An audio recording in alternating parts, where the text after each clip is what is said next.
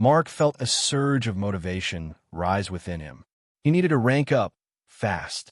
The system's next gift was waiting, and his curiosity burned too brightly to ignore. But before that, he focused on the system tab that had just opened.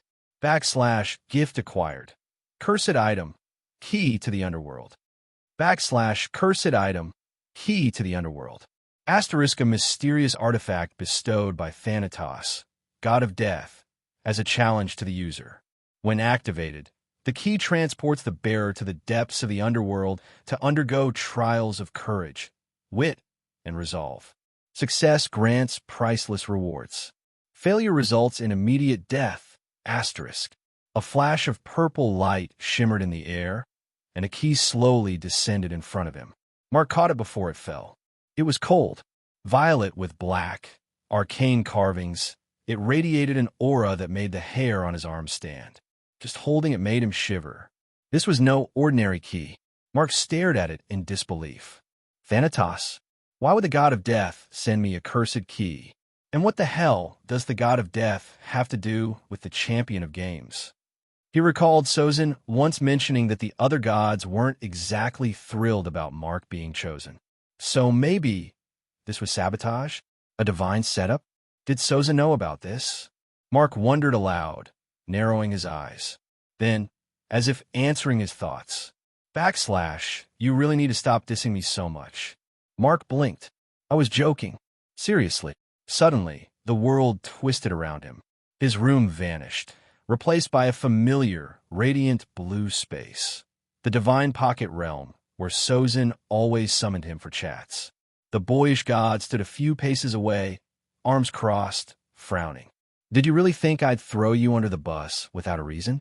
You're my favorite, remember? Mark raised an eyebrow. Sozin looked pissed. Was he actually angry? A tremor rippled through the space beneath Mark's feet. Sozin's glare intensified. Mark took a cautious step back, hands up. Okay, my bad. I didn't mean it. You're clearly not to blame. I totally trust your divine judgment. Please don't drop me again. He could already imagine being flung through space, or worse, hurled into a lava pit. Sozin's frown cracked.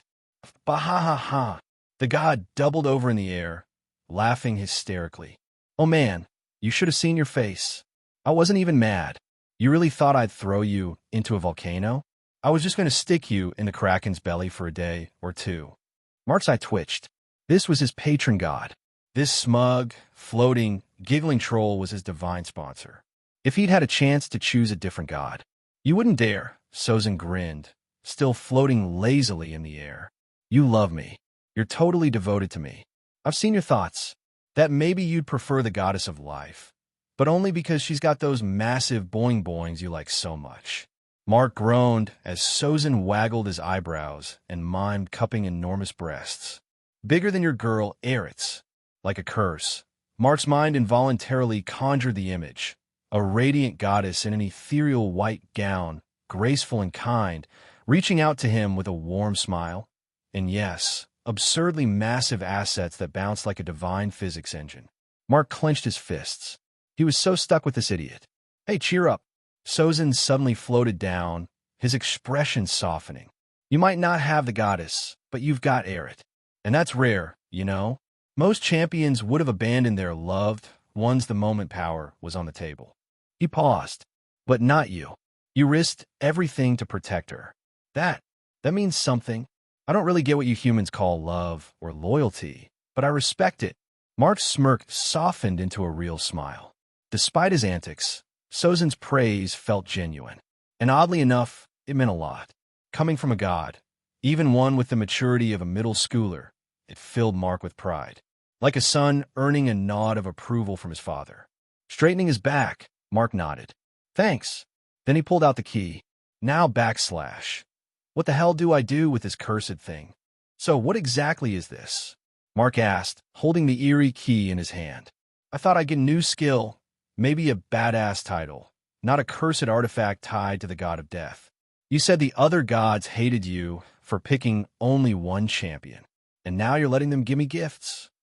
Sozin casually floated upside down, arms behind his head. Oh, they're still pissed, believe me. He rotated slowly in midair, frowning. Some even suggested I should kill you and start over. Said it was irresponsible to choose just one mortal. Mark raised a brow. Comforting. Sozin smirked. Relax. If I wanted to kill you, I would have done it during those 4 years you were powerless. I waited because I knew you were the right one for this. And now we've upped the stakes. He spun back upright, hands spread wide. You see, the other gods still think you'll crack. That no human can carry the weight of a god's power alone without going insane or disintegrating entirely. Charming. So, Sozin continued, eyes gleaming. I made them a deal. A wager. They said if you're so worthy, prove it. Let them set trials in their own domains. Challenges, curses, puzzles, battles. Beat their tests, and they'll shut up and stop trying to interfere. Mark looked down at the key again, realization dawning. So, this opens the door to Thanatos' domain? The underworld? Bingo. Thanatos was very eager to test you. But something didn't add up. Mark frowned. And what do you get out of this? Sounds pretty one-sided to me. The other gods get to try and kill me, and we get, what? Respect. Sozin grinned like a fox who'd just eaten a bishop. That's why I chose you, Mark. You think just like me. Never play the game unless you've rigged it. He zipped behind Mark and slapped his back with divine strength. Mark stumbled forward, wheezing. Gods damn it, warn me first. I laid down a few rules for them. Sozin floated away, spinning lazily. First, every trial must have a viable path to victory. No infinite loops, no unsolvable riddles. I know how petty gods can be. Second, they can't throw anything at you too far above your current level. Define too far above, Mark muttered. Well, Sozin shrugged, grinning. What's fair to a god is flexible. They might toss a calamity class at a D rank and call it balanced, if there's some obscure way to win. Mark groaned. Great. So I'm playing escape room roulette with bloodthirsty deities. Third, Sozin said, holding up a finger. They must give you a reward equal to or better than the trial. Their pride demands it. They may hate you, but none of them will risk looking stingy in front of their peers. His eyes sparkled. That's the catch. They'll set brutal challenges, but they'll also hand over divine-grade loot just to avoid embarrassment. It's win-win. Mark couldn't stop the grin stretching across his face. This wasn't just survival anymore. It was opportunity, power, prestige. If I beat these tests, you could walk away with a gift from every god in existence, Sozin finished. 1 champion, 100 blessings. Imagine what you could become. Mark chuckled, eyes on the key. You know, I don't even want that boing-boing goddess anymore. I'd pick you again, Sozin. Sozin raised a smug brow. Careful. The goddess of life might send a plague of heartbreak your way. Or worse, make your next romantic partner flat as a board. Then I'll just ask for divine compensation. Sozin howled with laughter, spinning through the air again. You really are perfect for me. He wiped a tear. But seriously, Mark, what you did for Eret. Standing up to me? Most champions would have abandoned their love for more power. You didn't. He paused, looking, just for a moment, more mature. I don't fully understand love or sacrifice, but I respect it, and I respect you. Mark straightened at the praise. The god of games wasn't easy to impress. The key in his hand no longer felt like a trap. It felt like a door to greatness. So Sozin said, arms wide, grinning. Are you ready to show the gods exactly who they're betting against? Mark's eyes gleamed with fire. Let them come. Hey, welcome to Firescale Audiobooks. If you enjoy our audiobooks, please consider subscribing to the channel. Also, feel free to share your review in the comments section below. Mark was sure that they would all think of the most sinister and twisted things they could just to make sure he couldn't pass it, no matter how hard he tried. But something like that was too small to stop Mark. Mark had the odds stacked against him right from the start, and he was still here because of his stupid tenacity and will. He just wouldn't give up, not even when it seemed like the only option available. That was what brought him this far, and he was going to make sure he didn't fail Sozin as he destroyed all these challenges from the gods. Mark squeezed the key tightly and spoke up. So, when do I leave? Not so fast. There is a set time of 72 hours where you can use the key. As long as you use it in the next 3 days, then you'll be fine. And don't worry about the real world. There is a time dilation of 10,000 days to 1 day between the real world and the dimension of the gods. So if you can finish the mission quickly enough, then it won't even feel like you were gone at all. Well, that's assuming that the gods don't give you a mission that is longer than 1 million days. I know someone said their mission would be 100 years long. What? Hey, don't look at me. I told them that it couldn't be 1 million years long. Everything else is free game. They can make it 999,999 years, and I can't say anything. What the heck are you talking about? You should have said something shorter to them. What if someone says they want to use the 1 million years? I can't disappear for over 360 days. 1 million years sounded all right to me. I'm immortal. Time is just a construct for me. It doesn't exist. 1 million years, 1,000 years, 100 years, they're all the same. Mark put his hand up to his head and sighed as he scratched his hair in annoyance. Sozin never fails to give him a headache whenever they meet. It almost felt like Sozin was doing this on purpose. Mark was just thanking his stars for allowing him to meet Sozin and making him his patron god. But now Mark was already regretting it again. Someone like Sozin had no right to be looking after anyone. Sozin saw that Mark was really distressed about this, and Sozin sighed as he spoke up. Don't worry. I'm sure there won't be anyone crazier than a 100-year mission. If it gets too long, then I'll sacrifice some of my cosmic power to pause the real world for you. I can't interfere too much in the real world since I'm a god and all, but since I'm only pausing it, then I'm sure it won't be that big of a deal. Mark ran his hand through his hair one more time before he sighed and nodded thankfully. He knew that most gods wouldn't care about their champions like this, so he was grateful that Sozin cared enough to help him pause the world if the mission was too long. Mark started to think about when he would use the key, but Sozin spoke up before Mark's mind could go far. As he spoke, he slowly started to disappear as well. You might want to go back for now. Let's talk again some other time. It's been fun, champion. Knock, knock, knock. Mark blinked as he was suddenly brought back to the real world, and he looked towards the left as he heard someone knocking on his door. Who in the world was that? Mark knew that he already put Tilda to sleep earlier. Tilda refused to wake up even on the drive back home, and Mark didn't want to go through the trouble of forcing her to take a bath, so he just put her in bed with her teddy and left them both in the guest room. It couldn't be Tilda, so that only left one other person. Mark stood up and went to open the door, and he smiled as he saw the person on the other side. Hey, Erit, you couldn't sleep? Mark knew that it would be hard for Erit to sleep after what she went through, and he wasn't surprised to see her here. He told her to come to him if she needed anything tonight, and he was happy that she finally came. Erit was standing outside Mark's room, and Mark could immediately tell that she was nervous from the way she was acting. She was using one of her legs to scratch the back of the other one, and she was looking away from him and staring at the side nervously. Erit had been debating internally for more than 30 minutes before she got enough courage to come over to knock on Mark's door. She didn't know how to even start talking to him because of how many things were swimming inside of her mind at the same time. Oh, it's Mark. Mark is looking at us. Talk to him. We need to talk to him. Tell him we love him. Tell him we'll do anything for him. Erit immediately told the voice in her head to shut up, and the voice dimmed down a little as it stopped shouting.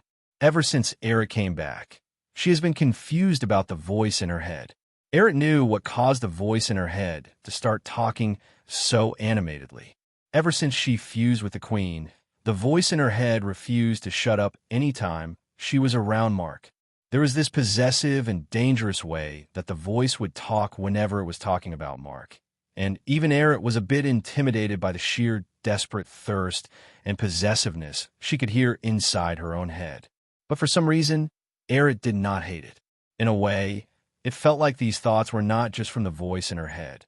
It was also her own thoughts that were mixed in, and the voice was only bringing those thoughts to life with its voice. The voice always said we and us when referring to itself, so it was not just talking about Queen, it was also talking about Erit. The voice was only this animated whenever it was talking about anything referring to Mark. It was almost like its entire mission in life was to be with Mark and protect him, and Erit did not know why she liked that feeling so much. She liked a lot, but Erit was still a normal high school girl, and it was impossible for her to just accept all of those feelings that were suddenly surging inside her like that. There was no filter for her feelings, and it was terrifying for her whenever she would hear some of the dangerous and bloodthirsty things that the voice wanted to do to whoever came close to Mark. The voice even told Eric to kill Tilda, just because Mark carried her. Why would Eric kill a child? Before she decided to come and see Mark, Eric was lying in bed with a light pink singlet and very short white shorts as she stared at the slowly rotating ceiling fan with thoughts of Mark playing in her head like a movie. She couldn't stop a giddy and happy feeling from filling her whenever the memory of Mark kissing her in the cave played in her head, and she put her pillow between her legs and bit her lip hard as she remembered how Mark almost took her right in that cave. Her hand gravitated towards her right breast as she thought about him touching her down there, and her core trembled. She shivered as the pillow brushed against her sensitive regions, and her hand squeezed her breast hard as she moaned. Eric wanted to see Mark badly, but she didn't want to seem like some desperate woman by going to his room at night. Do men like women who are so forward? Wouldn't it look like she is some sort of nymphomaniac if she goes to him? She felt shy and embarrassed that he would think she was too forceful if she went to see him. But the voice in her head had a very different idea. We should go and see Mark. I'm sure he is waiting for us. Let's go. We want to see him. You know you want to see him too. Let's ask him to let us sleep in his room. I can feel you want it too. Wear that lace underwear that you've been saving for the right moment, and let's go. Mark. We want to see Mark. We want to see the king. Eric groaned as she covered her ears with her hands. There is no way that she could sleep tonight with that voice constantly shouting in her head. She wanted to see Mark, but this voice was just so annoying. Eric told the voice to shut up angrily, and she was surprised when the voice actually calmed down a little, and she finally had some peace in her head. But that last thing that the voice said managed to bring a thought back in her head, and she blinked up at her ceiling as she remembered what happened to her when the anima kidnapped her. They also called Mark king, didn't they? There was only one king that Eric could remember, but that king was dead, wasn't he? The man who saved the world from the Armageddon 4 years ago was the only superhuman that came to Eric's mind, and Eric had a desperate urge to go and ask Mark about this. Was he king? Was he the one that saved the world? Maybe I can use that as an excuse to see him. Eric muttered shyly to herself as she found herself getting off her bed and putting on her slippers before she could even think too much about it. She was going to see Mark, and that is how Eric found herself standing in front of Mark's door at 12 in the midnight. Once Mark opened the door to his room, Eric felt the air leave her lungs as she saw that he was not wearing a top. He was only wearing a pair of black joggers that he used to sleep, and he was completely shirtless. His muscles. Eric's mind immediately began to play the memory of when Mark held her in the cave, and she felt that jolt in her core again as she bit her inner lip. She crossed her legs and tried desperately to look away as she swallowed nervously. Mark's eyes roamed down Eric's body once he opened the door. She was still wearing the light pink tank top and very short shorts, and Mark's eyes couldn't help but glance at the generous amount of cleavage on display. His eyes moved down to her thick thighs, and he had to force himself to not react as he growled internally once he saw her legs. Why would he need a goddess when he had Eric? Those legs were a work of art. Eric could see how Mark's gaze was drawn towards her body, and she didn't hate it one bit. It made her happy that he liked what he saw, and she didn't even know when she pushed her chest out slightly to give him a better view. Hey, Eric, you couldn't sleep? We want you to fuck us. Eric shook her head to get rid of that voice, as well as to answer Mark's question, and she gathered her courage and finally looked at Mark. He was smiling at her, and Eric felt a huge blush rising on her face once she saw how handsome he looked at that moment. She immediately tried to speak up quickly before she became nervous again. See, can I come in? I want to ask you something. Eric's words rushed out of her mouth like a speeding car, and she immediately called herself an idiot in her head as she realized how stupid she sounded at that moment. She was behaving like a child that has never seen a handsome boy before. And why the heck did I stutter? I've known Mark for too long to still be stuttering in front of him. He isn't just a handsome boy. He is the king. Mark agreed as he moved to the side and allowed her to enter his room. Once she was in the room, she went to sit down on his bed while glancing around the room. Mark's room was scarcely decorated with barely anything in it. There was a bed, a clock on the wall, a table and chair, and a wardrobe that held all his clothes. Eric will never understand how Mark could live with only this. It wasn't Eric's fault that she didn't know Mark was rich. No one would believe that Mark is actually rich if they saw how he lives. Mark folded his arms as he stood at the door, and Eric was about to say something, but Mark stopped her and spoke first. I know you have a lot of questions for me, but I want to talk to you about something first. Do you mind? Eric immediately shook her head as she allowed Mark to speak first. She was nervous enough as it was, and she would rather listen to Mark and use the opportunity to calm her nerves. Mark nodded, and he rubbed the back of his neck with a sigh before he spoke up.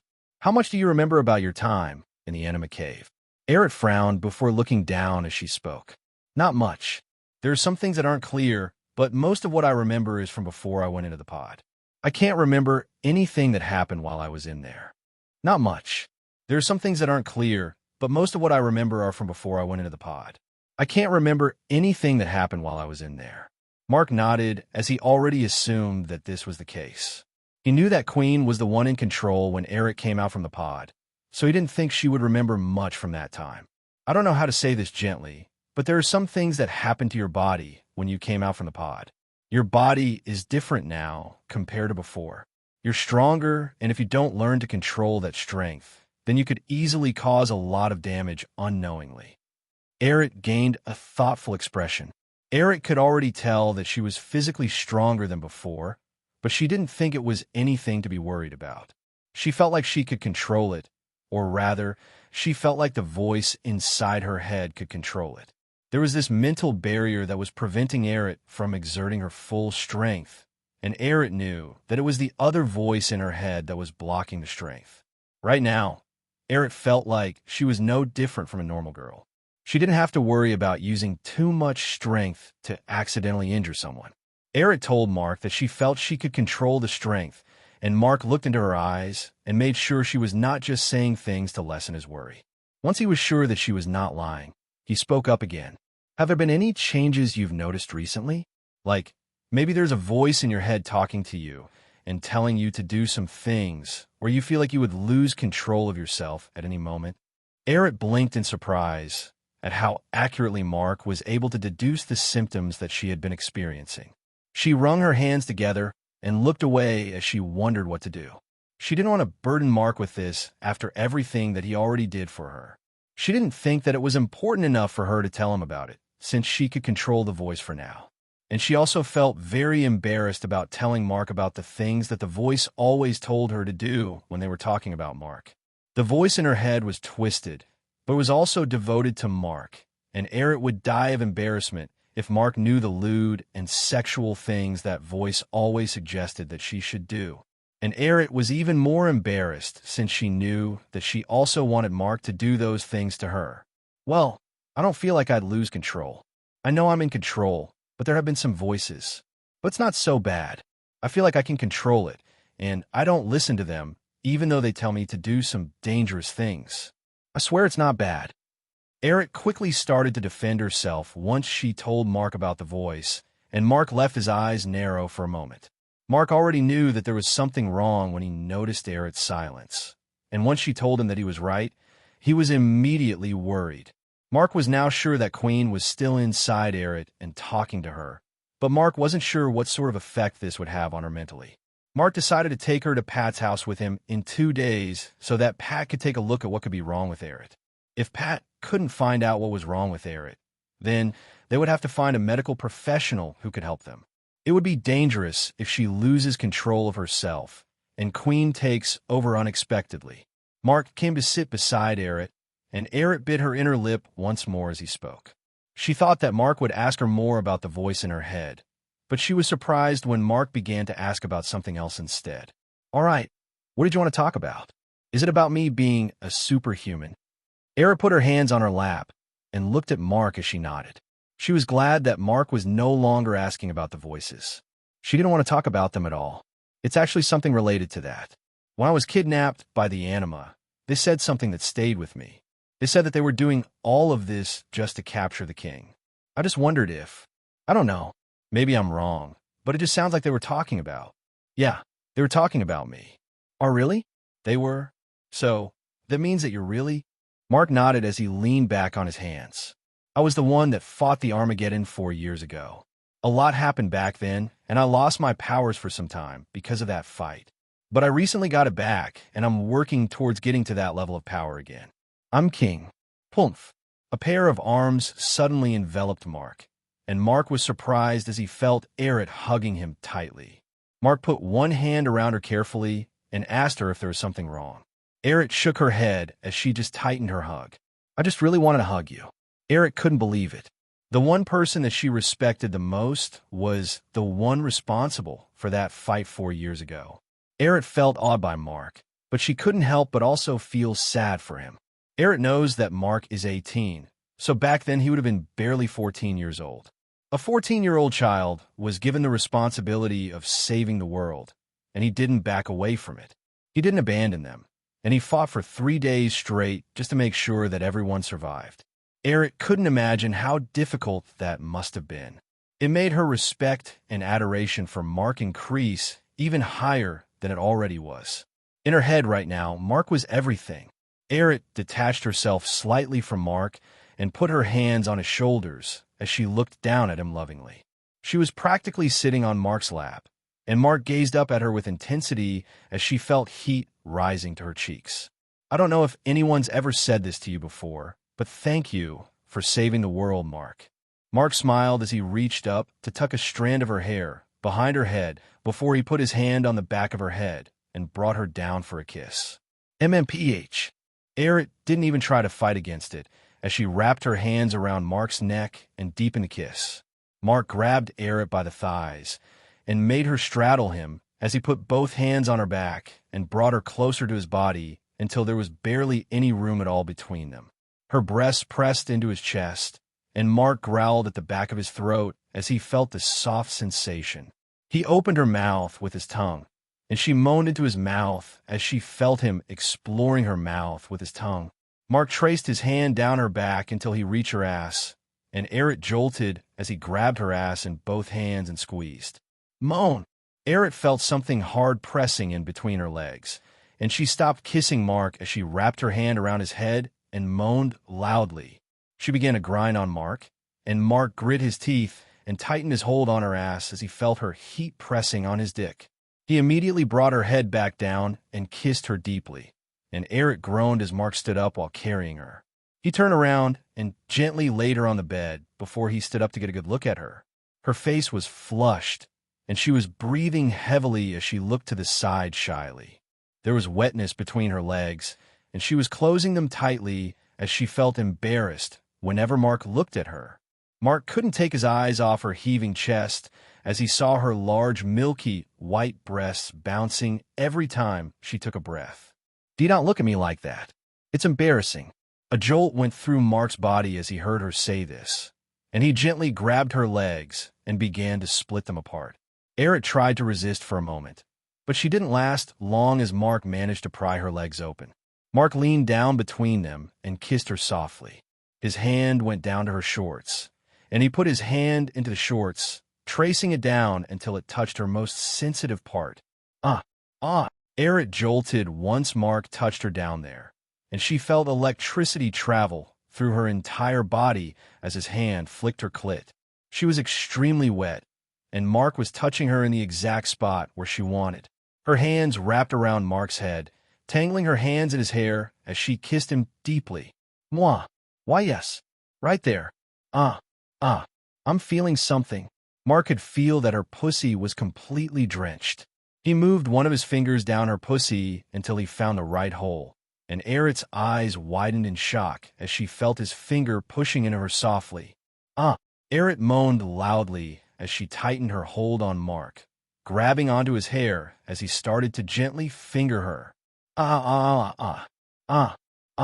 Mark began to increase his speed until he was fingering her extremely fast, and it didn't even take up to 2 minutes before she felt something hit her hard. Ngh. Aerith bit her lips until she drew blood. Her toes curled on the bedsheet, and she could see stars on the edge of her vision as she came hard. Mark pumped his fingers into her slowly, and Eric could feel a jolt travel through her entire body every time his fingers went inside of her. Her orgasm just kept on climbing higher and higher until she finally jolted like a jackhammer when she finished. Ha ha ha ha. Eric's breath came out in large puffs as she held onto Mark's shoulders tightly. She felt Mark kiss her shoulder, and then he kissed her nipple through her shirt, and she felt another shiver go through her body. She isn't going to survive if things keep going like this. Eric was way too sensitive. Mark was only fingering her, and she didn't even manage to last for 2 minutes. What's going to happen to her when the real thing starts? And Mark quickly looked up at Eric, and Eric felt her breath leave her again as she saw the intense fire in Mark's eyes. That fire made her entire body shiver, and she completely forgot what she was going to say as she spread her legs wider to give him more access. Mark grinned as he gently sat her up and commanded her to undress. Eric turned Mark around and made him sit on the bed, and she stood up and bent over to take off her shorts. Mark's eyes stayed glued to her ass as he watched her struggle to pull her shorts down slowly. Her pussy was wetter than water, and Mark felt his hard-on twitch in excitement as she took off her shirt, and he saw her standing naked in front of him. Whatever God created Eric must have made a mistake by making her a human. This woman deserves to be a goddess. Eric used one hand to cover her nipples and looked away from Mark as she blushed. Hey, aren't you going to do anything other than look at me? Mark stood up gently and took away Eric's hand from her breasts. He towered over her, and Eric had to look up at him as he stood directly in front of her. Eric shivered as she felt his chest rub against her nipples. Why shouldn't I look at you? You're absolutely beautiful. A shy grin appeared on Eric's face as she tucked her hair behind her ear. You always tell me I'm beautiful, so... No, Eric, I mean it. You're the most beautiful woman I've ever seen in my life. I love you, Eric, more than anything. Mark ran his hand across Eric's scar as he said this, and he stared deep in her eyes to make sure she could see how serious he was. He didn't want her to have any doubts about his intentions. Eric's knees literally buckled from the sheer intensity of those words. She stumbled forward into Mark's chest, and she couldn't even utter a word as Mark leaned down to kiss her. Eric loved Mark more than words could describe, but she has always held back her true emotions because she wanted to know what Mark felt for her. She didn't want to love someone that didn't love her back. But now that Mark told her directly that he loved her, it felt like the floodgates opened wide, and she couldn't hold anything back again. Eric's hands began to explore Mark's body, and she traced it down his rock-hard abs until she reached his pants. She gently reached into his pants, and she heard Mark growl into her mouth as she touched his dick. Eric almost couldn't believe how fucking hard he was. How was that comfortable? Guys like it when you rub it like this, right? Eric could only think like this as she gently ran her hand down Mark's length. Eric experimentally rubbed her hand around the tip, and Mark growled again. Fuck. Eric swallowed deeply as she heard Mark curse, and she pushed Mark back until he sat down on the edge of the bed. She placed both hands on his knees and slowly knelt down between his legs as she looked up at him for a moment. Mark nodded once, and Eric shakily freed his member. Slap. Eric recoiled as Mark's little brother slapped her on the nose, and her eyes widened as she looked at it in its full glory. Fuck, it's huge. Mark's dick was throbbing and pulsing like a living machine, and Eric swallowed as she wondered if she could fit something this big in her mouth. Don't tell me you're getting cold feet now. Mark's gruff voice spoke up as he grinned down at Eric, and Eric frowned up at him as she took what he said as a challenge. Of course, she could handle it. She wasn't going to get cold feet after coming this far. Eric grabbed the bottom of Mark's member, and she gave a long, experimental lick. Fuck. A deep growl at the back of his throat told Eric that Mark really liked what she did, and she tucked her hair behind her ear as she slowly started to lick his member from the bottom to the tip. Eric had never done something like this, but she watched porn before, so she thought she knew what men liked, and she was just trying to see if it worked. But the way Mark was groaning told her that she was definitely doing the right thing. Eric had never done something like this, but she watched porn before, so she had an idea of what men liked. She was just trying to see if it worked. but the way Mark was groaning told her that she was definitely doing the right things. Errett stopped licking him, and she moved her mouth to his tip and slowly started to engulf Mark's dick hole. Mark put his hand on the back of Errett's head as she took more than half of him, and Mark felt himself throb inside her warm mouth. He looked down at her and saw how she was slowly trying to get used to his size. She was gagging a little just from taking this much, but she was not pulling back, and Mark grinned as she slowly started to move up and down. Slurp, slurp, slurp, slurp, slurp, slurp. Errett started slowly, but she eventually sped up, and Mark had to lean back as he felt the warmth of her mouth on him.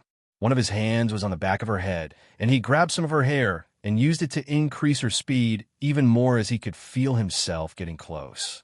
I'm coming, Mark warned Errett just before he came, and she didn't know what to do other than to stop moving as Mark offloaded right into her mouth. MMPH. Errett's mouth bulged as Mark filled her up, and she immediately removed her mouth from his dick and began to cough as she almost choked. The coughing didn't last long, and Mark asked Errett if she was okay while breathing heavily, and she nodded to say that she was fine. That's a lot of cum. Is it normally that much? Errett looked up at Mark as she asked this, and Mark told her that this was normal for him. Errett nodded thoughtfully and looked at Mark's hard member again. He was still rock hard even after coming, and Errett swallowed as she grabbed Mark's trousers and pulled them off him gently. Mark allowed her to undress him, but once she was done, he stood up and carried her bridal style. Eep! Mark blinked down at her in surprise. Did you just eep? Errett's face turned blood red as she covered it with her hands in embarrassment. She just didn't expect Mark to carry her so quickly, so she was surprised. She didn't mean to say that. Mark laughed as he saw her shy face, and he gently moved to the bed and laid her in the middle of the bed. Errett's head hit Mark's pillow, and she put one hand over her face as Mark spread her legs open and lay over her. Mark brought his face down to her own and smiled at her as he moved her hand away. Are you scared? Errett nodded once, and Mark's smile became kinder as he caressed her face with one hand. His hand ran over her scar, and Errett leaned into his touch. Do you trust me? Errett looked up into Mark's eyes lovingly and nodded again with more resolve. With my life. That was all Mark needed to hear from her as he aligned himself with her entrance and gently started to push into her. Arg. Errett groaned and held Mark's shoulders tightly as Mark slowly entered into her. Mark felt a resistance, and he thrust into her to break it. Errett immediately shouted in pain as her nails dug into Mark's skin. Mark stopped moving as he felt Errett shaking under him. She was in a lot of pain, and Mark just caressed her head and whispered to her kindly as he waited for the pain to pass. Errett was hugging Mark tightly, and after some time, she whispered in his ear, You can move now. Slow, please. Mark gently kissed Errett, and Errett held on tighter to his shoulder as she felt him moving slowly inside of her. Mark was not even halfway in yet, and Errett already felt full as Mark started to pump into her. As time went on, Errett slowly stopped feeling the pain, and it started to feel really good as Mark entered into her over and over again. Her hold on Mark started to loosen up, and Mark had more freedom to add more power to his thrusts. Mark was on cloud 9. No, fuck that. Mark was in heaven itself. Errett was tighter than words could describe. He felt like every time he moved, she was trying to suck him in, and Mark was tempted to just plunge everything into her at once. But Mark knew that she was not ready to take everything at once, and he was trying to slowly make her get used to the feeling before he went deeper and faster. Slam, slam, slam, slam, slam. Yes, yes, yes. F faster. You can go faster. Mark didn't need to be told twice, and he immediately doubled his speed as he started to put more of his dick into Errett with every move. At first, it was difficult for Errett to take everything, but Mark finally slammed all of it into her, and her eyes widened as she moaned loudly. Moan! Oh my God! Slam! Slam! Slam! Slam! Slam! Slam! Slam! Slam! Mark's thrusts increased in intensity, and he braced his hands on the bed as he added more power into his thrusts.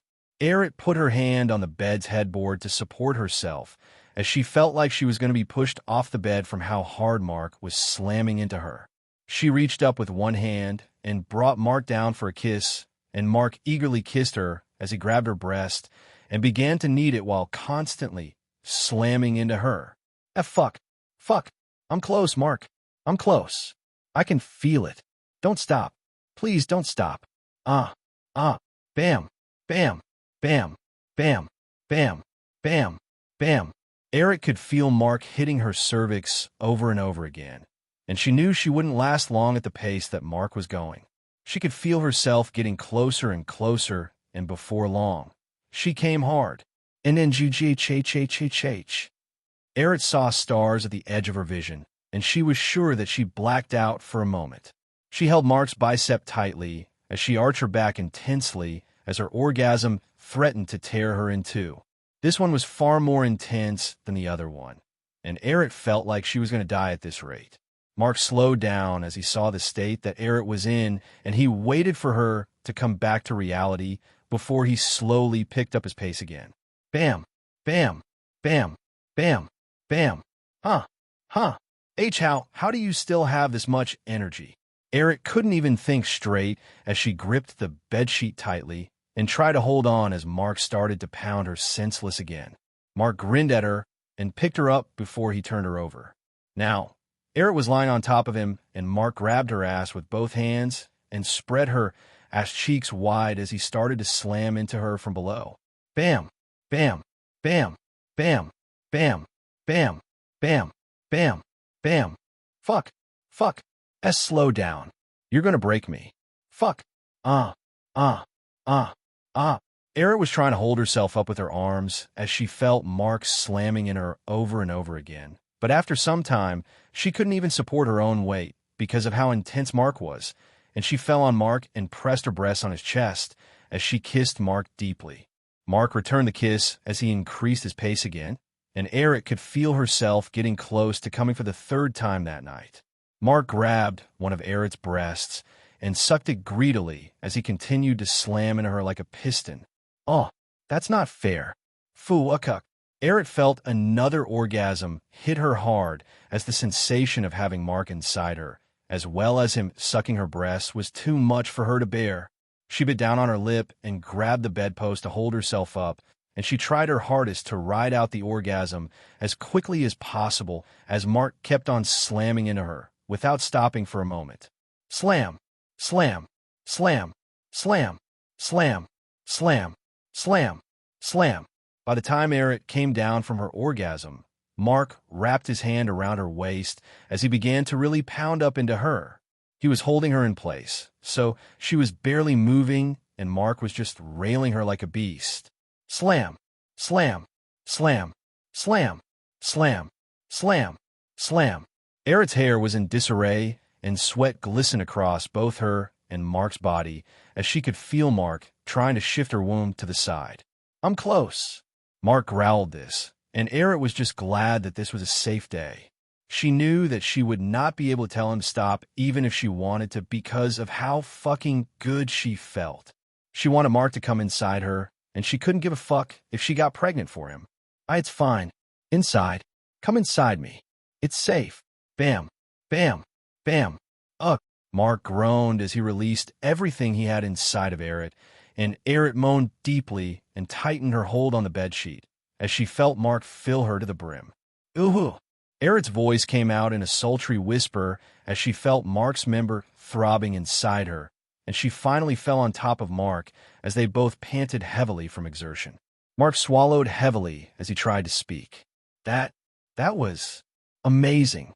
Erit finished the sentence before Mark could, and Mark just chuckled as he ran his hand over her hair. He brought her face up, and she gladly accepted the kiss he placed on her lips as she relaxed her entire weight on his body. When they separated, Erit smiled down at Mark with the most loving gaze Mark had ever seen in his life, and whispered, I really love you, Mark. Mark felt his heart squeeze from the amount of happiness those words brought to him, and he smiled and caressed Erit's cheek as he said, I love you too. Mark brought her face down for another kiss before he suddenly thrust his hips upwards. MMPHH. Eric's eyes shot open, and she moaned loudly into Mark's mouth from the sudden shock. She braced her hand against the bed and prayed for strength as Mark started to move again. Where does he get all this energy from? Shall we begin the meeting? A small group of 7 people sat around a large round table in a well-lit room. There were 4 men and 3 women in the room, and they wore serious expressions with intense looks in their eyes as they faced each other. This room was the staff meeting room of Nature Academy, and the people in the room were all major stakeholders or high authority figures in Nature Academy. And today, they all came here to talk about one person, Mark Vanitas. The meeting to decide the future of Mark Vanitas in Nature Academy will now begin. After this meeting, it will be decided if Mark Vanitas will be allowed to remain in Nature Academy, or if he will be expelled. The person who spoke was a man in his late 40s. He had a head of black hair with a few white strands poking out at random places, and his well-trimmed beard gave him an educated and regal appearance. He is the headmaster of Nature Academy, Julius Grant, and he was acting as the mediator in this meeting, and after the discussions are finished, the deciding vote will come down to him. Basically, there are 2 parties involved in this meeting. 3 of the 7 people at the table were in favor of allowing Mark Vanitas to remain in the school, while the other 3 were not. Their reason for wanting him to leave the school was simple as far as they were concerned. Mark Vanitas is a dangerous existence. Why are we even having this meeting in the first place? It is obvious that Mark does not belong in this school. He does not belong with the other normal students. Didn't you see what happened on that screen? The person who spoke was one of the most vocal members of those who wanted to expel Mark from the school. She is a mature woman with blonde hair and blue eyes. She had a large bust and milky white skin that shows she put a lot of effort into maintaining her appearance, even at her age. She wore a designer gown that went all the way down to her ankles with a fur coat that hung off her shoulder, making her look very aristocratic. There was a snobbish and dismissive air around her that made it seem like she would rather be anywhere else but here at this moment. Her name is Linda, and she is the chairwoman of the PDA in charge of handling issues that arise between the parents and the school. She is a very influential woman in the school, mainly because of how much money she contributes to the school's development yearly. But everyone in the school knew that she only had so much money because of her multiple divorces from her many husbands. Linda was a very loose woman who wouldn't hesitate to abandon a man if he stopped giving her exactly what she wanted. She has had 7 marriages in the past 10 years, and she has divorced all 7 of them after living with them for only a year or 2. All these relationships made her extremely rich since she got a lot of money from her divorce settlements. And now that she was in her late 30s, she was single once more and trying to find another husband to leech off of. But right now, Linda doesn't care about trying to get into a relationship.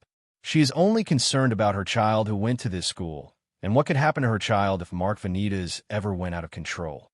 She is only concerned about her child who went to this school, and what could happen to her child if Mark Vanitas ever went out of control.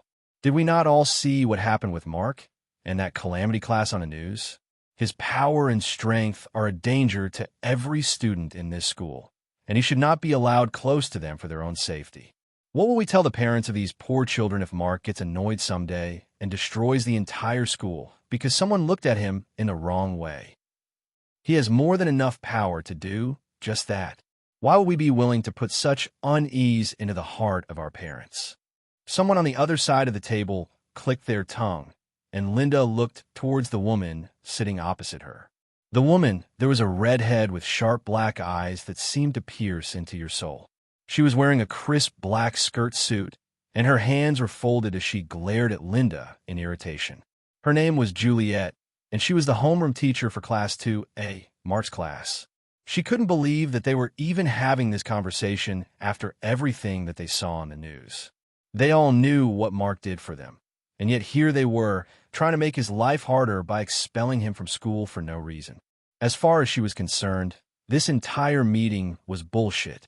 Why would you think Mark would suddenly go off kilter and begin killing students now, when he hasn't done any such thing in all the years that he has been here? Linda narrowed her eyes at Juliet when Juliet countered her, but Juliet was not fazed by this. Juliet knew what sort of woman Linda was. Just because Linda is the chairwoman of the PDA, she thinks that she can control the school just like she controls her husband's. But Juliet is not going to allow her to do something this cruel. Linda could see the rebellious glint in Juliet's eyes, and a great surge of anger rose in Linda as she turned back to the principal. How can we believe the word of a mere teacher? She is biased since she is his homeroom teacher, so of course she would protect him. But tell me, Juliet, isn't Mark one of the worst students in your class when looking at his attendance?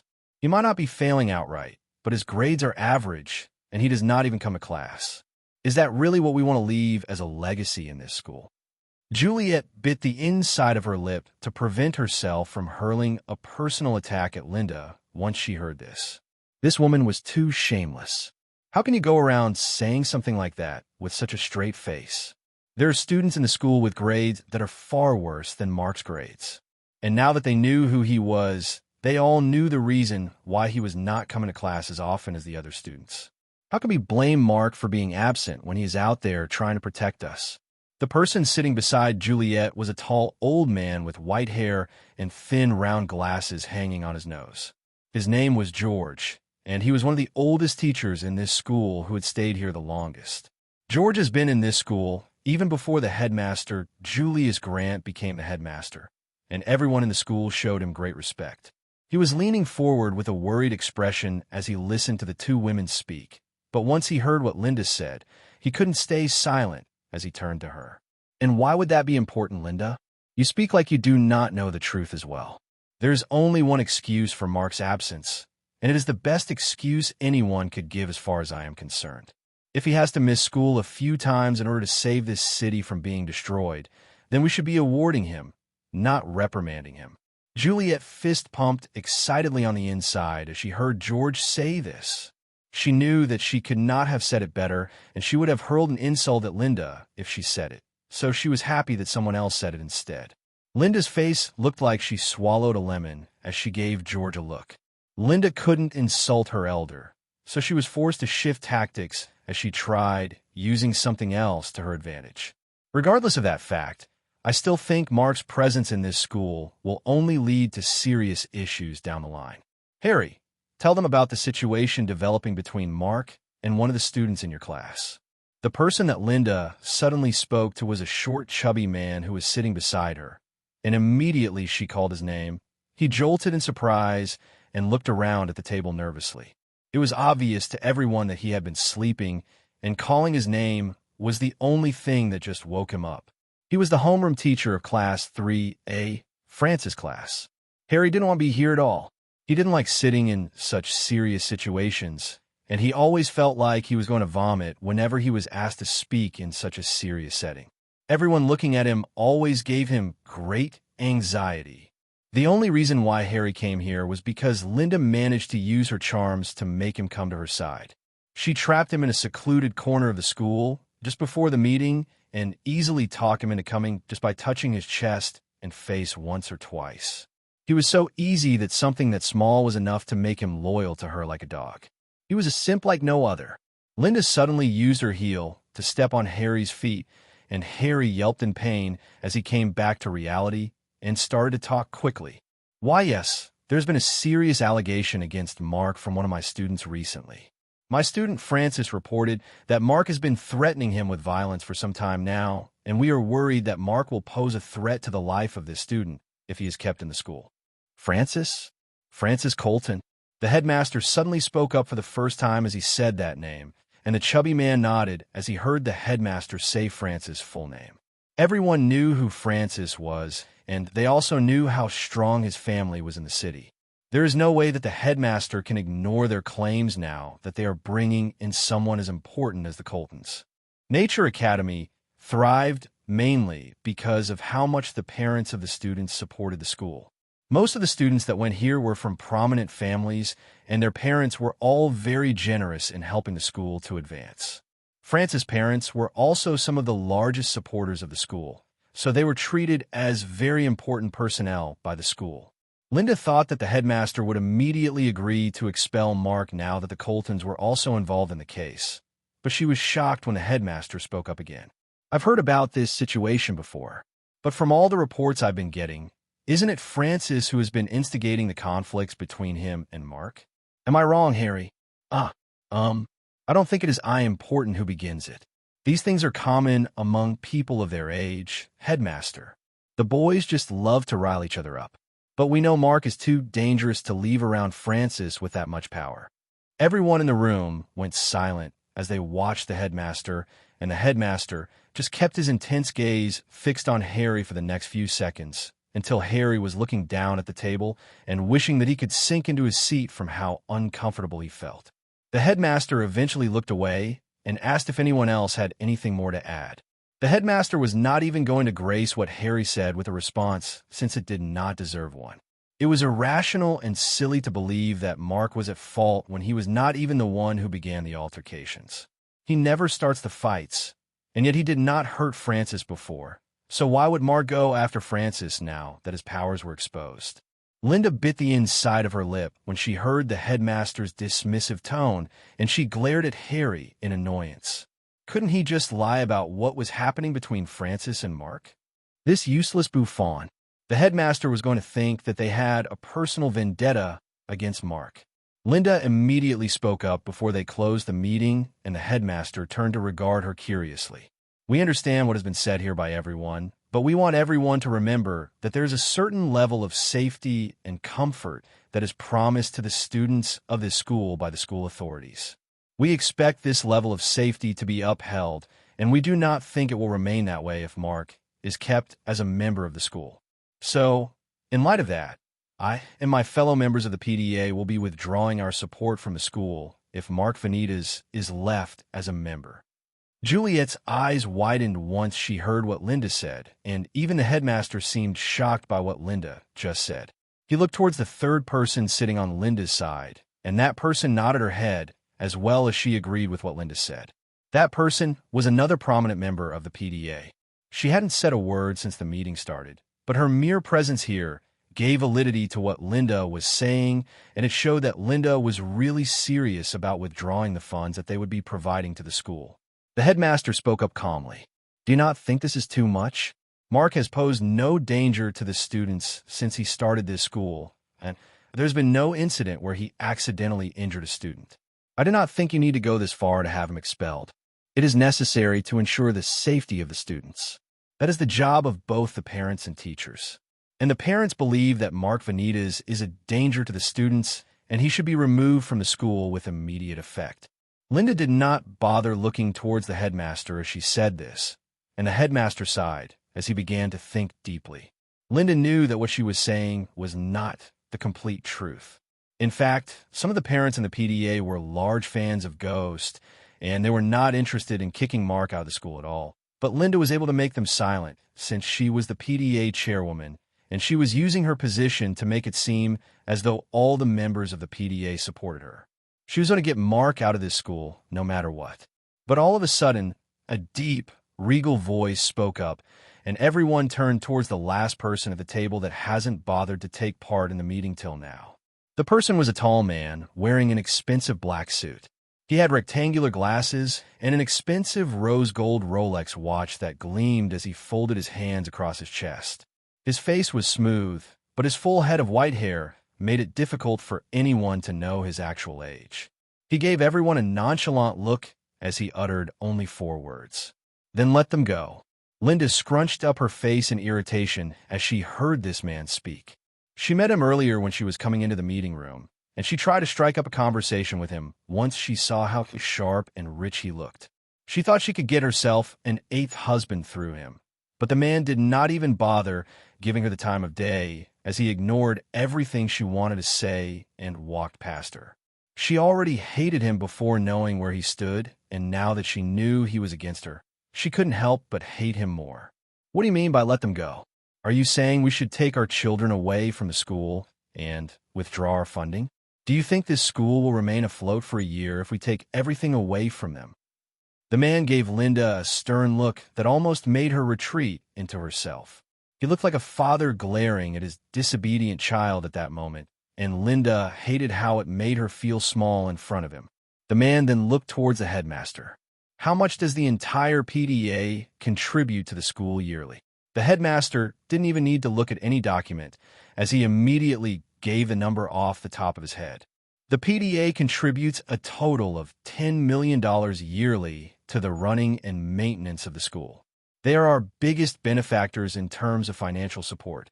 The man immediately brought out a check from his pocket and held his hand out to the man sitting beside him. George didn't waste any time as he provided him with a pen, and everyone watched in stunned silence as the man wrote out a check for $50 million like it was nothing. Everyone watched in stunned silence as the man wrote out a check for $50 million like it was nothing. He signed the check and stood up from his seat while fixing his jacket. In the event that the PDA should decide that the savior of this city deserves to be treated like a criminal, then that check should be more than enough to provide sustenance for the school for the next 5 years. I want to remind all of you that Mark Vanitas possessed his powers long before we found out about it, and there have been no incidents of harm or damage reported from the students against him, and I believe that there will be nothing of such even in the future.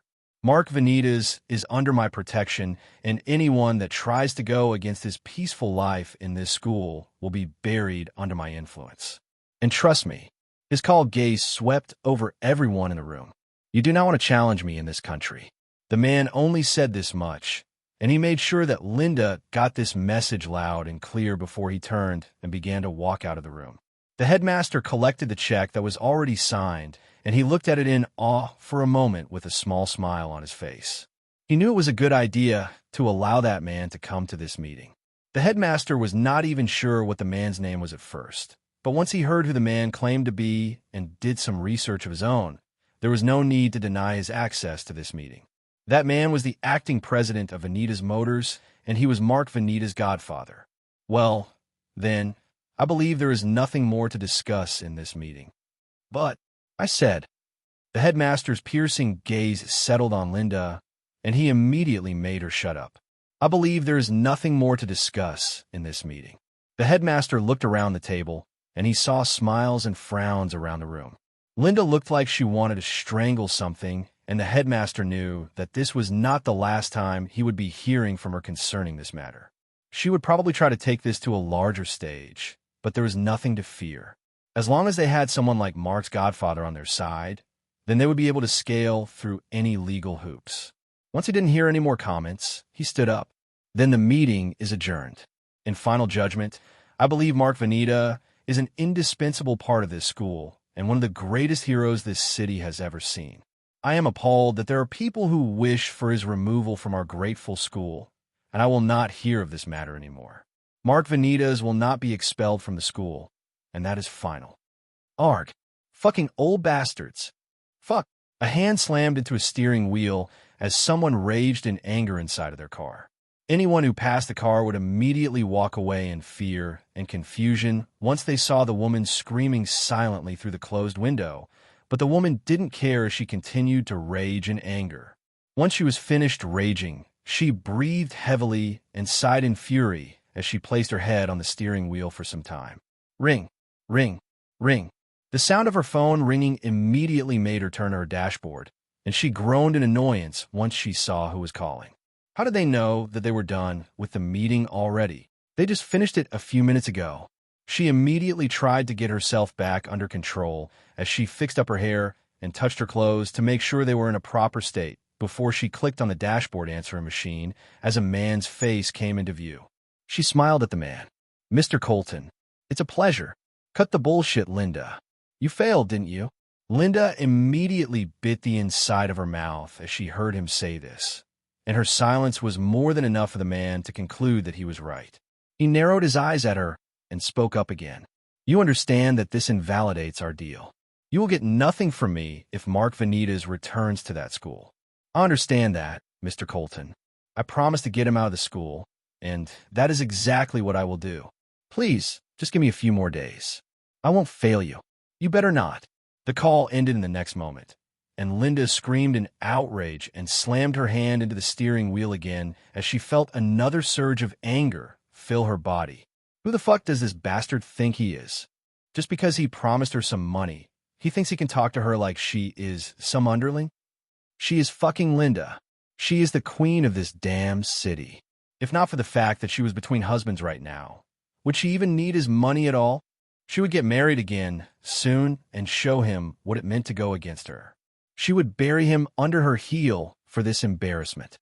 Linda tried her best to get her emotions under control, and she had to wait a few minutes before she could think clearly again. Her mind immediately went towards that mysterious man who just gave out $50 million like it was a joke, and she wondered who the hell that could be. He was not someone that she recognized from this school, and she knew everyone who came for the PDA meetings. What sort of relationship did he have with Mark that would make him give out that much money just to keep Mark in this school? Linda knew that if not for that man, then her plan would have worked, and she would be getting her payment from the Coltons by now. She would have to find out who that man is and figure out how to deal with him first before she can deal with Mark. If not, then she would be blocked at every point by that man, and she would get nothing from the Coltons. Linda was currently between husbands, and she was already running low on money since she was a very extravagant spender. She never needed to learn how to save money since she was always married to a rich man. So now that she was alone, she was burning through her money like it was firewood. The Coltons promised her a check of $10 million if she managed to get Mark expelled from the school, and she needed that money badly enough that she was willing to do anything to get it. Since the headmaster would not meet her demands, it was time for her to use her influence. That stupid bitch doesn't know how to get anything done. Mr. Colton cut his call with Linda and sneered at his phone before he threw it to the side. He was sitting behind a wide desk inside of a large office. There were two people opposite him. One of them was Francis Colton, and he was sitting in a chair and facing his father with a worried expression on his face, and the other person was a tall man with white hair and black, expressionless eyes that were staring at the two Coltons with a hard gaze. The tall man folded his hands and leaned back on the wall behind him as he waited to hear what Colton would say next. He had this calm, dangerous aura around him that made anyone who saw him immediately cautious to not cross his path. She couldn't do it? Didn't she say it would be easy? Francis spoke up worriedly as he heard his father what his father said after the call, and he began to wring his hands together as sweat formed on his forehead. Mr. Colton sneered in anger. Don't remind me of that woman. She can't keep a husband. She can't keep her word. It's just something I should have expected from someone like her. I'll deal with her later if she still cannot complete the deal. Mr. Colton turned to the tall man, standing at the wall, and he felt a slight tremor shake his chest as he stared into the man's expressionless eyes. There was no denying that this man was dangerous, and anyone who thought differently would be stupid. Even someone like Mr. Colton, who was used to the dangerous side of the world, was surprised by the cold intensity that this man possessed. He had the aura of a cold-blooded killer. Are you done with your alternative? Shall we talk reparation for my time wasted? The man spoke slowly and intentionally. Every word sounded like a veiled threat, and Mr. Colton steadied himself and spoke up. You will be compensated generously, but I cannot trust that woman's ability to get rid of Mark Vanitas. I heard that your organization possessed special privileges that allowed you to carry out very specific requests. The man shrugged as he turned his head to look out the window of the office. He gave no response, so Mr. Colton continued. My son is in danger. He is my child, my only child, and I refuse to lose him to one of those freaks of nature that have been emerging over the past few years. Money is no problem, but I want you to keep my son safe. However you do, that is up to you. So long as your involvement is not discovered, then you're free to handle this however you wish. The man only stared at Mr. Colton for a few moments longer. After some time, the silence was starting to become stifling, and Francis started trying to say something. I really need... The cold, expressionless eyes turned towards Francis, and Francis' words died a brutal death in his throat as his entire body shivered from the oppressive power behind those eyes. It felt like he was a rabbit standing in front of Tiger, and he immediately learned to control his tongue as he looked away from the tall man and bowed his head back down. The tall man finally unfolded his hands and pushed off the wall. 50 million and no interference. I'll handle your business if you give your word for these two incentives. Done. Mr. Colton agreed very quickly as he didn't see the money as anything big. $50 million was something he would make in a month or less in this business, and he was more than capable of spending that much to ensure his son was safe. The tall man turned his attention to Francis again, and he showed no change in expression as he gave a couple of instructions. Continue going to class as normal and try to stay out of his way. I don't want there to be an altercation inside the school where I cannot protect you. Do you understand? Why ahem? Yes, I understand. Mr. Colton frowned at his son when he heard his voice breaking, and he decided he would need to teach the boy to have more of a backbone. Even in the face of such adversity, it is necessary to carry yourself with pride and confidence befitting of a Colton. If you show any form of weakness, then you will be trampled on and taken for a weakling. The tall man showed no reaction as he walked out of the room. His footsteps made no sounds, and he walked with a stillness and coordination that betrayed his intense training in the art of espionage as he glided out of the room. Once he was gone, Francis let out a deep breath he didn't know he had been holding inside. He used the back of his hand to wipe his sweat before he spoke to his father. "Father, who was that man? Is he a superhuman as well?" Mr. Colton shook his head. "I don't know about him being a superhuman, but he is someone that you should never underestimate. Keep your distance from him and make sure you don't cross him in any of your interactions." Do you remember 4 years ago? The period when a large number of superhumans were going missing or ending up dead without the police finding out anything about the reason behind their death. Francis' eyes widened. He clearly remembered 4 years ago when this happened. That period was when superhumans started to emerge for the first time, and there were a lot of superhumans who ended up trying to solve problems for others. Since powers are given to superhumans randomly, there were a lot of superhumans that turn out to be troublemakers, and they were causing issues in businesses and government organizations daily. Most of these superhumans were killed in the same way that shocked and surprised everyone. There were no grievous wounds on their bodies, and they did not have any signs that showed they were in a serious battle. They died like regular people. A bullet to the forehead. The identity of the killer was unknown, and everyone in America just started to refer to him by a moniker. The superhuman killer. That's the superhuman killer. Francis was shocked by this revelation. To think that he was in the same room with a living legend just a few minutes ago. He felt very stupid for trying to even talk to the man before. He could have died like a chicken if he stepped out of line. Mr. Colton nodded. "So, just go to school and keep your head down for some time. As long as he is on the job, we can be assured that Mark Vanitas is as good as dead."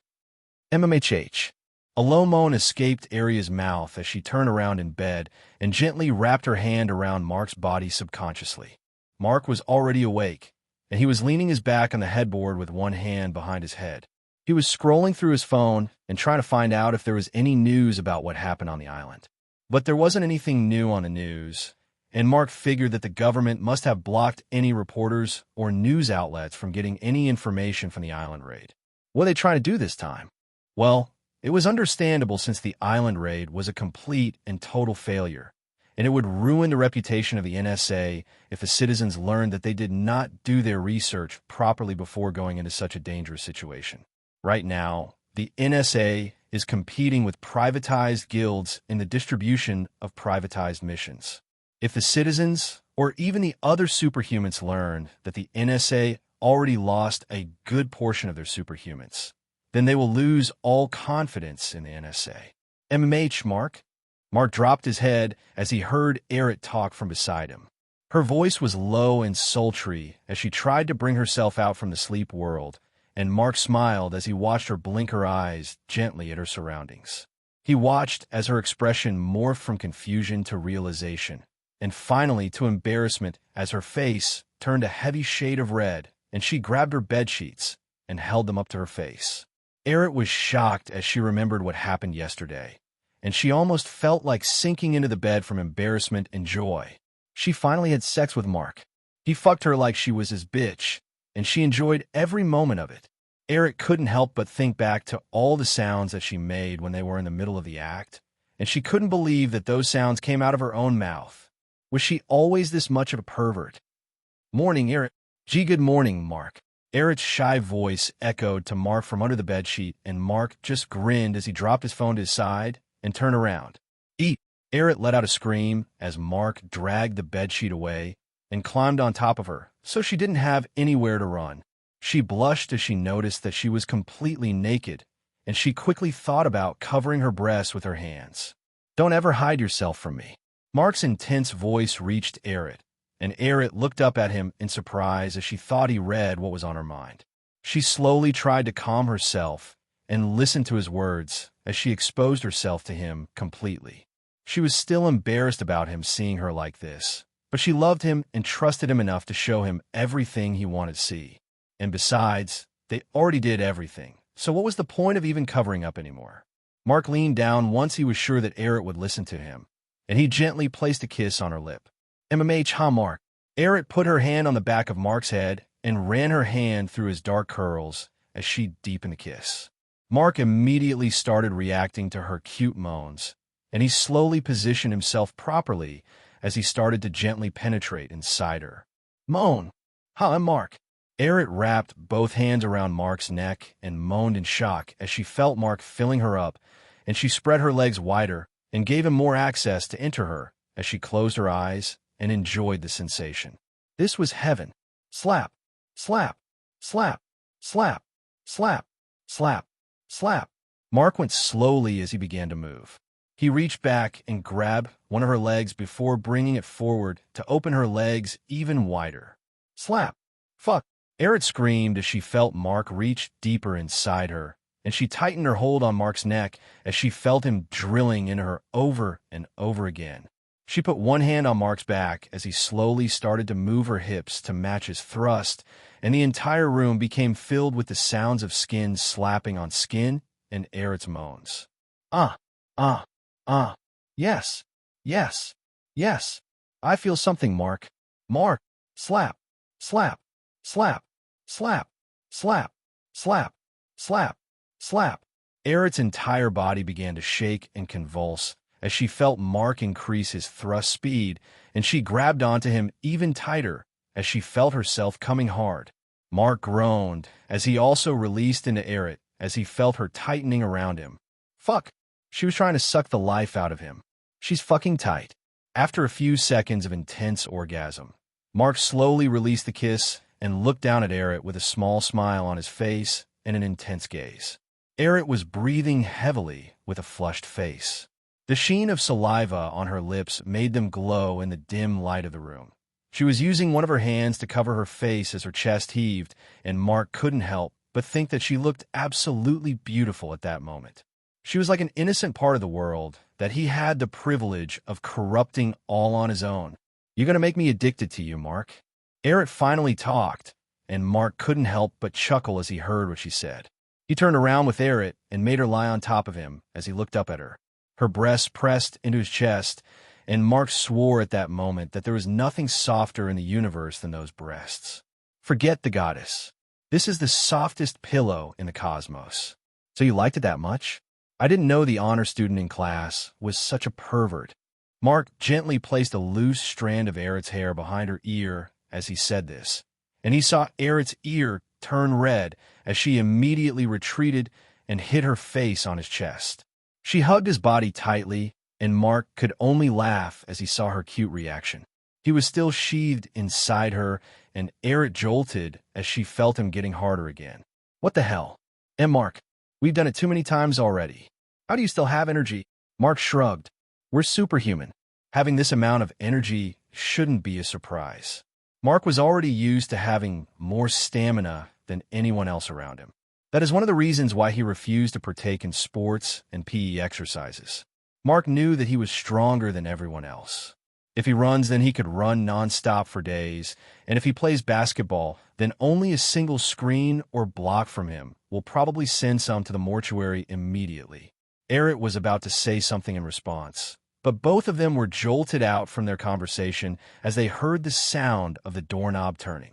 Mark immediately narrowed his eyes at the door, and Erit got off him and grabbed the bedsheet as she covered her nakedness quickly. Kacha! Mark was almost ready to bolt off the bed to face whoever was at the door, but he suddenly remembered that there was someone else with them in this house. How could he have fucking forgotten? They have a child. Mark quickly grabbed the other half of the bedsheet and covered the tower on his lower body as he sat up quickly. Kacha! Talia's cute and drowsy voice echoed through the room, and Mark smiled as he watched her come into the room with her teddy bear in her hand. She hugged the teddy bear closely and looked at Mark with drowsy eyes before her eyes gravitated towards Aerith at the side. Aerith smiled at her, but Talia frowned at Aerith and turned back to Mark. Aerith's smile died as Mark spoke up calmly. "Hey, Talia, how did you sleep?" "I slept well." "I sniff, where's grandfather?" Talia stopped here as tears began to gather in her eyes, and she slowly started to sniffle as the memories of what happened yesterday came back to her. Her grandfather was dead. She will never get to see him again. He will never stand behind her for hours while trying to get her hair under control again. Talia was slowly realizing that she was finally alone in the world. Mark swung his legs over the bed and beckoned her over as he opened his arms, and Talia slowly walked up to him and allowed him to carry her onto his lap. Mark wiped her tears away and spoke softly. "Don't cry, Talia. James protected a lot of people on that island. They all owe their lives to him, and he died protecting them. I need him, Sniff. I'm sure he also wanted to be here, but things don't always work how we want them to." Okay. Talia was still crying, and Mark racked his brain for something that would help her stop crying. He looked back at Aerith for help, and Aerith smiled at him softly as she crawled over to kneel on the bed beside him, and she spoke to Talia.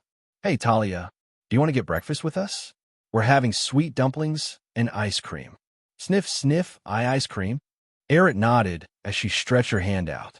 "Come on, let's go get some ice cream." Talia looked at the outstretched arm for a moment before she turned her head away and hugged Mark tighter. She frowned as she spoke. "I want Big Brother Mark to carry me, Sniff." Aerith's smile only turned kinder. "I'll give you an extra plate if you're a good girl." "No, stop trying to take Big Brother away, you big-breasted bimbo." Aerith felt her eye twitch. "Kill her." Aerith immediately shut the voice in her head up before it could get out of control. The voice has been quiet since this morning, and Aerith almost forgot about it till this moment. "Don't ruin this moment with your stupid suggestions." Mark looked down at Talia with a frown. "Hey, apologize to Aerith. She was only trying to help." But Mark's frown deepened and Talia's face fell as she quickly muttered a quiet apology. Mark smiled at her again, and Talia's face brightened once more as she saw it. Children were so easy to influence like this, and Mark easily tried to convince Talia to go with Aerith. "I have to go meet Salazar at the NSA this morning, but when I come back, I'll be starving. Can you help Aerith in the kitchen while I'm not here? She's a little clumsy, so you can help me look after her." Aerith pouted in indignation as she heard Mark say this, and she promised to get him back for using her as a scapegoat in this situation. Talia looked from Mark to Aerith with a guarded expression. She wondered if she should refuse to go with Aerith and instead follow Mark to the NSA, since she also knew Salazar. But just thinking about the NSA made her sad, and she shook her head before she finally agreed to stay with Aerith. "But I won't give you my big brother. He's mine, and no one can have him. Go and find your own big brother." Talia huffed at Aerith in indignation, and Mark chuckled low as he heard what she said. Aerith couldn't help but smile either, and she pinched Talia on the cheek softly as Talia pouted and dragged her face back to avoid Aerith. "I've got to go to the NSA, but I'll be back as soon as possible. You girls have fun together, all right?" Mark leaned back and kissed Aerith softly after saying this, and Talia looked on in surprise as she saw them kiss. She couldn't believe it. Is her big brother married to the big-breasted bimbo? Talia's grandfather told her that only married couples could kiss, and Talia believed him completely since she didn't even know the first thing about dating. A small blush lit up Aerith's face as she tried to laugh off the kiss as something normal, but she just couldn't do that because of how new everything was to her. She just got down from the bed with the bed sheet still around her and asked Talia if she wanted to take a bath with her first. Talia looked at Mark, and Mark nodded to her as he grabbed the second bed sheet to cover himself. Talia finally agreed and followed Aerith out of the room. Mark's eyes trailed down to Aerith's huge ass that was still showing even through the bedsheet around her body, and he sighed as he fell back on the bed and closed his eyes. "You're going to need a cold shower." Murmurs echoed down the streets of city as many people along the side street stopped to stare at the hooded person jogging down the road early that morning. The person was wearing a pair of black joggers and a white hoodie that he drew up properly with a black face mask with some red kanji drawn on it to cover his mouth and nose. But there was no way anyone who saw him wouldn't know who he was. That was Ghost. Mark was going on his usual morning jog, and he tried his best to ignore the crowds of people he could feel staring at him from both sides of his street. Even with this face mask on, there was an immediate reaction once anyone saw him. It was almost like they could feel his aura, and they didn't even need to see his face to know who he was. Music was blasting in his ear, and the early morning chill made it a perfect day for jogging as Mark turned down the street corner. Mark knew that the people on the street would not suddenly charge for him because they were both awed and surprised. Whenever a new superhuman comes out, or if an old superhuman is seen on the street like this, the civilians are smart enough to give them some space because of the incidents that have happened between civilians and superhumans before. Going up to a superhuman when they want to be left alone can lead to an unfortunate accident. But since superhumans are so strong, a simple incident can become a call to meet their maker for a regular human. Hey, you're Ghost, aren't you? I can't believe it's really you. I saw your fight on TV, and it was amazing. You're stronger than any superhuman I've seen in my life. But of course, there is always the exceptional person who would still come up to the superhumans even after seeing everyone staying back. Mark turned to the side and saw a girl jogging beside him. She was short and dark-skinned with large breasts that she held up using a sports bra. She was trying very hard to keep up with Mark's larger strides, and Mark only stared at her curiously as a way of asking what she wanted. The girl started to breathe heavily, and Mark could tell that she was trying to say something, but she couldn't because she was out of breath. She was a small thing, and her lung capacity was probably too small for her to keep up with Mark's pace while also jogging. From the way she was already out of breath, Mark could tell that she was definitely not a superhuman. Mark stopped jogging and took out his music before he looked down at the much smaller girl with a raised brow. The girl immediately put her hands on her knee and began to breathe heavily. "Are you okay?" Mark took his mask down and asked this gently. The girl just tried to wave Mark's concerns away as she tried desperately to bring her breath back under control. Once she finally managed to get something resembling calmness, she stood back up and faced Mark while bringing out her phone shyly. "I just wanted to say hi, and I was wondering if I could get a picture. My friend would never believe I met Ghost if I told them." Mark nodded and collected the phone from the girl. She was too short to take the picture, so he held the phone up and bent low so that he could take the picture with the much shorter girl. Mwah! Click! Mark didn't expect the girl to suddenly kiss him on the cheek just before he took the picture, and he just raised a brow as he turned to look at her curiously. She was blushing crimson, and she took a few steps back as she put her hands behind her back while giving Mark a sultry look from under her eyelids. "That was my way of saying thanks for saving the city. I know you probably got a million people lined up saying thanks, but I just wanted to say it too." Mark didn't even smile as he handed her back her phone and asked if that was all. "Oh no, one moment." The girl reached into her back pocket again, and Mark waited patiently as she brought out a brown folder that looked rumpled and roughly handled. She handed it to Mark, and Mark collected it curiously as he wondered what this was. The girl's voice suddenly turned serious when she spoke. "You're being summoned, Mark Vanitas." Mark looked down at the little girl with shock in his eyes. "What the hell?" The girl suddenly raised her hand up placatingly.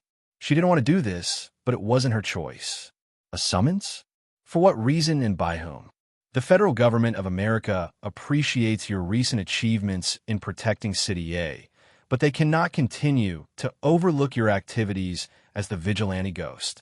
You are being summoned to decide your future. Please keep in mind that this is just a summons and not a lawsuit, in case you are wondering. The Federal Republic just demands your presence. We are not branding you as a criminal yet.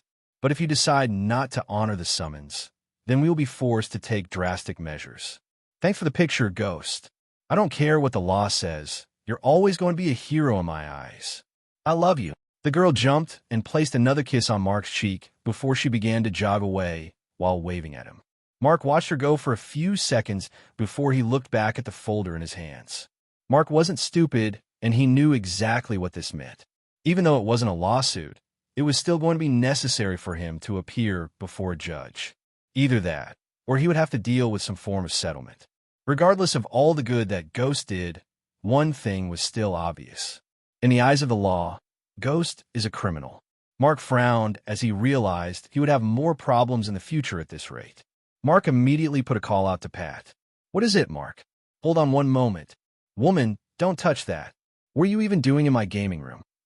That's my sanctuary. Get out." Pat answered the call in his usual haughty voice, but he suddenly shouted from the other end of the call, and Mark raised a brow curiously as he wondered what was going on.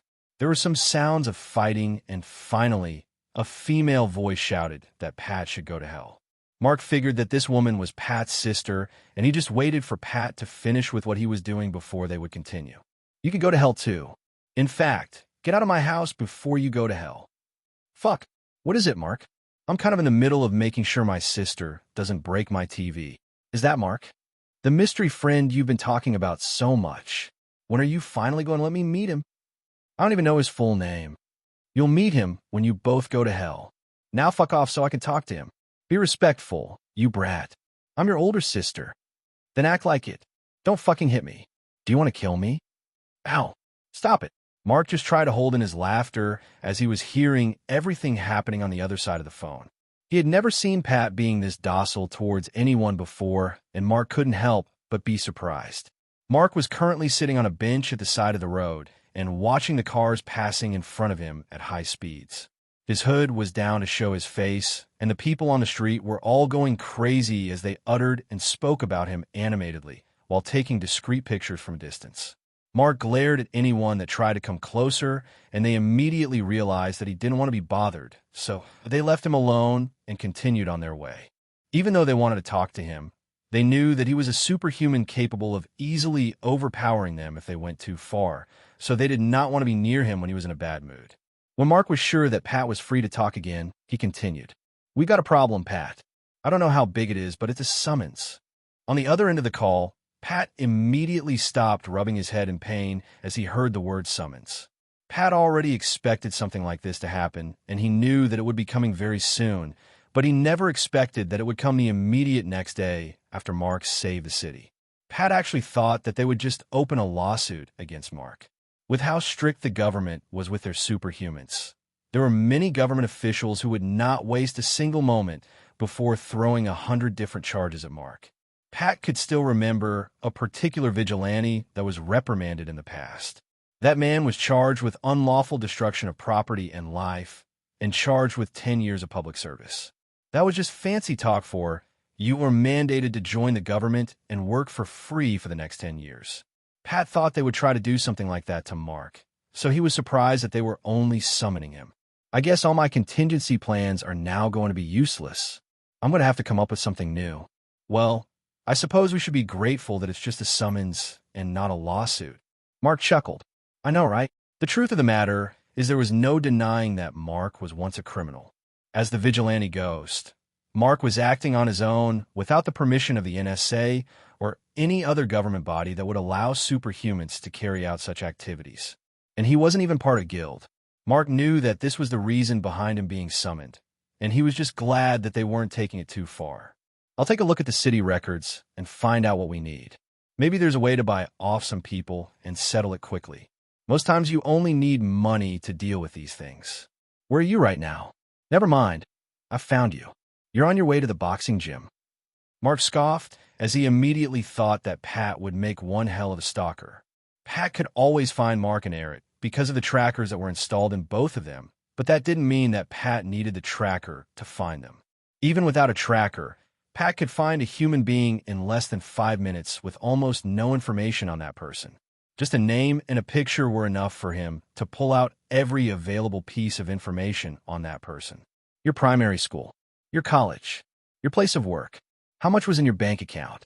Heck, Pat could probably find out how many times you went to the toilet in the last 10 days after he gained access to your phone. Mark was a bit put off by how versatile Pat was at first, but after knowing him for 14 years, Mark learned to live with it. Mark began opening the file to take a look at what was inside. "Yeah, I have to meet the teacher. She's going to be pissed." "No shit. I'll send you whatever I find soon." Pat cut off the call immediately, and Mark brought out the papers and began to read them. Mark sat on the bench for the next 5 minutes, and he read through all of the papers that were inside the brown envelope 3 times before he finally stood up again. The information laid out on the paper was a little confusing since Mark was never good with legal talk, but he was able to get the basic gist of it. Mark Vanitas was not being summoned as Mark Vanitas. Instead, Mark Vanitas was being summoned as Ghost, the former vigilante who took to the streets and fought against Anima without permission from the government, making it illegal. That was just as much as he expected anyway. Mark was being summoned to the government headquarters in the next 2 months to appear before a judge behind closed doors to decide on his fate. Mark knew that this was all just fancy talk.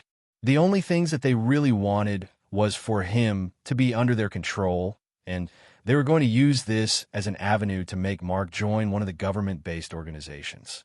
Mark is a superhuman, and it would be stupid to put Mark in prison when he could be out there helping people. So instead, they would try to place him under their thumb and control his actions. That is probably why they didn't sue Mark yet. Even though Mark was not the strongest in America, he was currently the most popular superhuman in the country and also one of the fastest evolving superhumans. Suing Mark would only make him antagonize them, so they decided only to summon him and give him a chance to talk first. If Mark ignores or refuses the summons, then the government will have justifiable reason to open a lawsuit against him without fearing public anger. But all of this was just Mark's speculation. He didn't know how things would really turn out, and there was even a chance that they would just arrest him and get it over with. Mark just hoped that Pat could find out more about the summons. Mark placed his hoodie and mask back on and continued jogging towards a boxing gym. The boxing gym was located in a rundown area of the town with many dilapidated houses lining the street. The building itself was brown, and there was mold growing from the walls. Mark took off his hoodie and entered the creaking door, and he arrived in a lavish dojo that had multiple equipment scattered around. 10 sandbags were hanging from the ceiling to one side with many dumbbells and barbells arranged at various parts of the gym. There was a wall with many scaling ropes hanging from nails, and in the middle of the room, there was a single large boxing ring. Mark looked around the dimly lit room, and he wasn't surprised that there was no one there. This boxing gym used to be one of the most popular ones in the city, but after the area became so run down, there were hardly any people who wanted to come to the gym, and it became a shadow of its former self. The only reason why the gym stayed open this long was because of how headstrong and fucking stubborn the owner was. Whoosh! Bam! Mark's hand blurred as he caught a punch from behind him. He turned around with a raised brow, about to say something, but a foot suddenly slammed into his knee, making it buckle slightly, and the person dragged their fist free from Mark's grip and flipped up so that their leg was wrapped around Mark's head. They threw their body weight forward, but they were stunned when Mark didn't even budge, standing his ground and sighing. You should really stop with the sneak attacks. You're too old for something so childish, Raven. You should really stop with the sneak attack. You're too old for something so childish, Raven. The person on Mark's neck frowned before she flipped over Mark's shoulders and easily landed in front of him with a flourish. Mark stared at the tall woman who was just about to hit him, and he couldn't help but smile as he saw the frown on her face. She was wearing a black tank top and tight trousers that showed off her impressive bust and ass proportions, and there was a cigar in her mouth that she took out as her frown deepened. What the fuck have you been doing to yourself? You're far stronger than you were last week. Hello to you too, teacher. Raven licked her tongue and took a puff from her cigar. She put one hand under her breast and eyed Mark from head to toe as she waited for him to say something to her. They both knew what Raven was waiting for, and Mark decided to just bite the bullet. I had to go fight against that calamity class. Didn't have a choice. You always have a choice, you brat. Don't go starting your conversations like that. What did I tell you about going out to fight things that are stronger than you? You struggled against disaster classes, and once a calamity class shows up, the first thing you think is that you should go fight it? Mark shrugged. What should I have done? Let all those people die, because I didn't want to put myself in danger. There were no superhumans in the area that could handle it, and it was going to kill everyone that went to confront it. I had to help. Raven glared at Mark in anger once she heard him say that, and she took out her cigar and threw it to the side. Are you trying to say something to me, brat? And what if I am? Mark stepped closer to Raven, and Raven felt some of Mark's pressure push down on her as his enormous build towered over her. Mark was probably not even doing it on purpose, but Raven could feel a great increase in Mark's aura. It felt like his presence and power quadrupled from the last time they were in a ring together.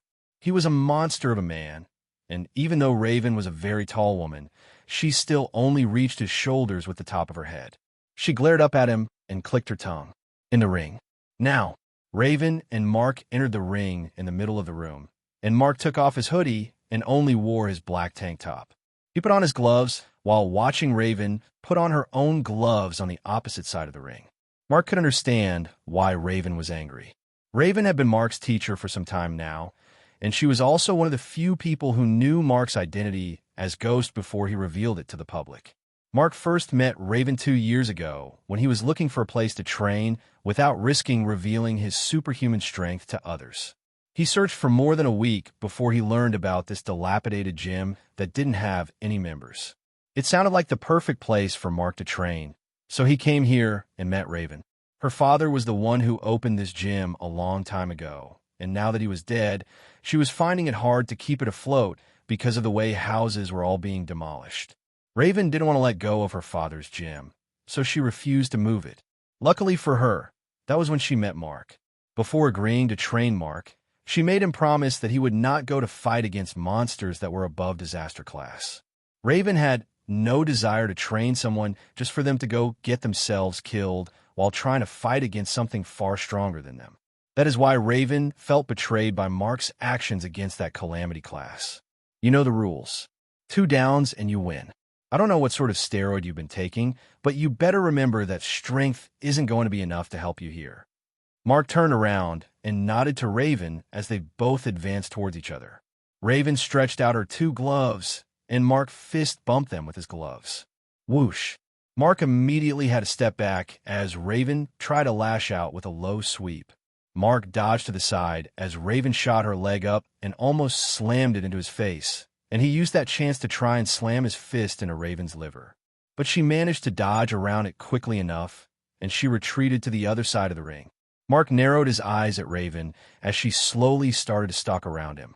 Raven was a superhuman as well, but her blessing and strength were not something that she liked to talk about. The only thing that Mark knew was that Raven was blessed by a god who focused on athletics, and her blessing was weak. So weak that she could not advance past the high B rank no matter how hard she tried. Mark took a step back and used a quick analysis on Raven as he got a look at her stats. Name, Raven Brown. Race, human. Title, nil. Rank, B. Potential, D. Skill, rush. Description. The rush skills give Raven a boost in athletic abilities during times of intense stress. It is similar to but stronger than an adrenaline rush, and it improves her overall strength, speed, and reaction time. She is an extremely athletic woman whose potential has held her back from achieving any real purpose. Affiliation, lawful neutral. Mark was surprised by Raven's potential. Was that why she couldn't advance past the B rank no matter how hard she tried? She was stuck in a low rank because of how bad her potential was. In fact, her having a B rank was a testament to how much work she already put into her training and improving herself. It has only been 4 years, and she was able to rise to B rank with a potential of only D rank. That was really impressive. At least Mark now knew how she was able to keep up with him even when he was as strong as an A rank without his system before. Mark was always surprised by her bursts of speed and the sudden quick reflexes she seemed to gain whenever he was about to land hit on her. But now Mark knew that it was just due to her rush skill. Raven always told Mark that strength was not everything in a fight. What was the point of having all the power in the world if none of your punches ever hit? Raven dashed closer to Mark and immediately lashed out with a flurry of punches. Mark didn't bother dodging around most of them because he knew that even if they hit him, there would be no damage done. Instead, he stretched out and tried to grab Raven in a hold, but Raven was able to duck under it and flip back before Mark could get her. Raven landed in a crouch and narrowed her eyes at Mark as she noticed something about him. "You're holding back, aren't you?" Mark ignored her words and rushed in for another confrontation.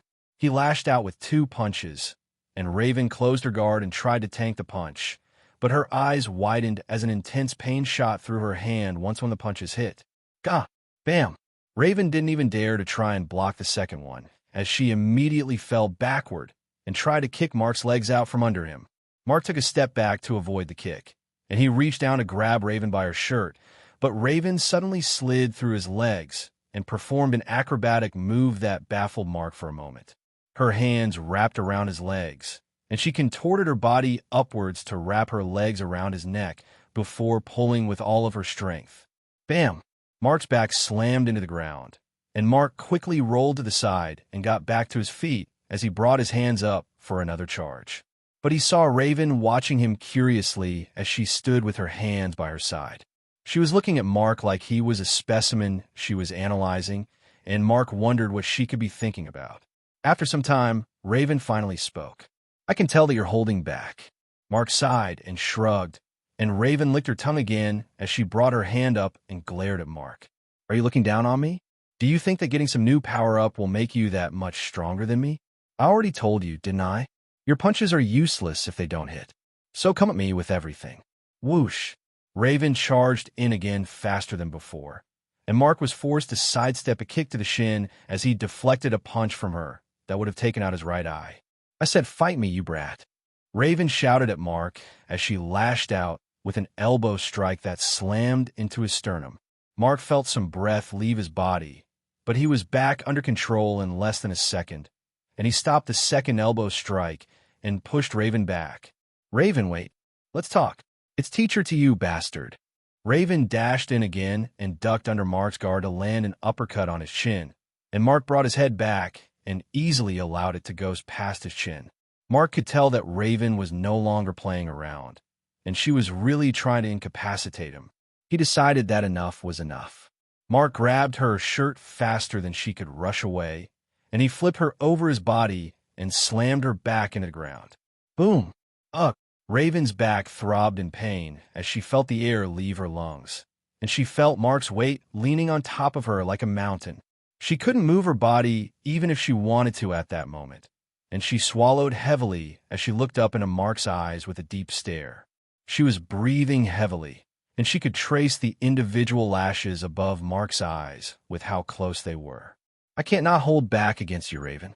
Some things happened that you wouldn't understand, and now I'm much stronger than before. If I don't hold back, I could really kill you accidentally. I'm sorry I went against our rules. I just couldn't leave those people to die while I waited for other superhumans to arrive."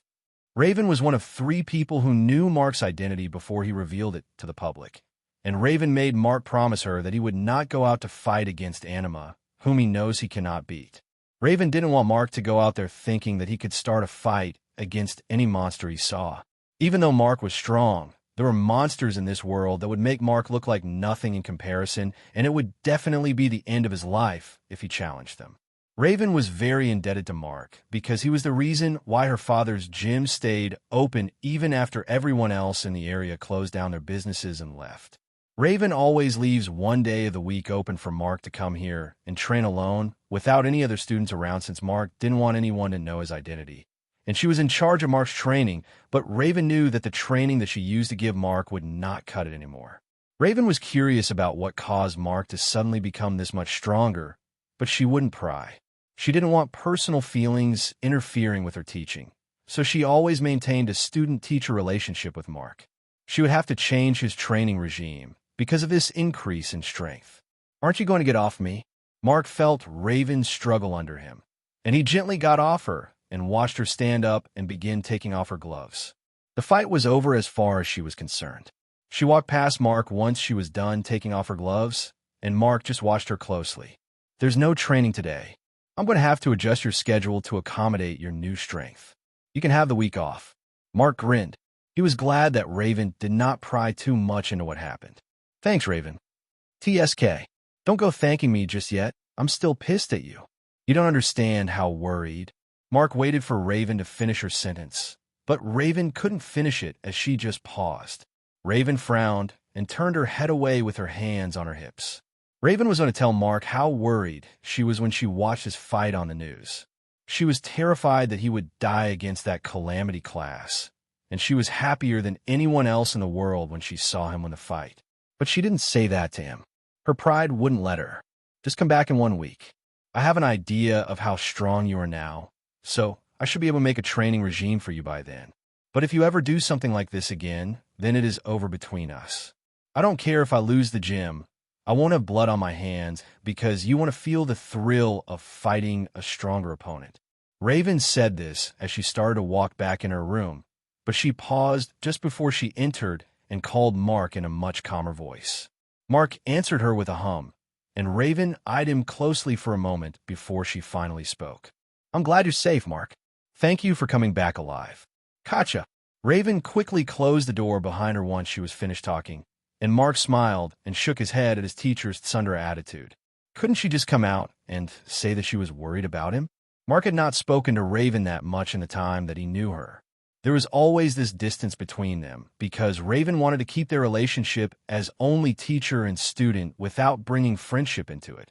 So Raven finds it hard to express her worries or annoyances to Mark without using it as some form of teaching opportunity. Mark knew that she cared about him, but with the ways she was always acting towards him, you would think that she was a cold-hearted woman who didn't give a damn. It was only moments like these that gave him some hope in her humanity. Mark took off his gloves and called out to Raven to tell her that he was leaving. There was no response from Raven, and Mark just grabbed his things and began jogging as he left the gym. He needed to go see Salazar in the NSA before going back home to meet Eric and Talia. Talia was used to the superhuman life. She is one of the youngest superhumans alive, and since she is also a part of the NSA, she must be going on smaller-scale missions already. But that did not mean she could survive in the places that Mark goes to. Now that he got his powers back, and many of the Anima knew that he was king, Mark knows that stronger opponents were going to surface and challenge him. He did not know if it was okay to bring Talia into that sort of world when she was only this young. Should he just harden his heart and send her away to live with Greg? Talia's life would not be bad with Greg, and she would definitely grow with a loving father figure around her since Greg is also a father himself, and she would be like other normal children. It's not like Mark lacked the money or time to take care of one more person. Mark didn't have any issues taking care of Talia. He just felt like her life would be easier away from him. Mark sighed as he thought about this and decided that he would talk to Eric about it, and they would talk to Talia together when they make a decision. Even if Talia is a child, she is far more mature than any child had a right to be, and she would understand if Mark tells her their choice. Whatever choice Talia makes will tell Mark what he needed to do going forward. How did you and Big Brother Mark start living together? Are the two of you married? Eric was in the middle of turning a bowl of pancake batter when Talia suddenly asked her this question, and Eric paused what she was doing and looked at the little girl sitting on the counter. Eric and Talia have been cooking in silence for a long time, and they were only saying the bare minimum between themselves to pass the time. Eric thought that she needed to give Talia some time with her thoughts, but it seems that Talia was no longer too depressed if she was already asking questions like these. She wanted to know how she met Mark. That was so long ago, and Eric barely remembered it. But as she furrowed her face in thought, the memories of that moment began to come back to her. Eric met Mark 2 years ago when she first moved to this city with her father.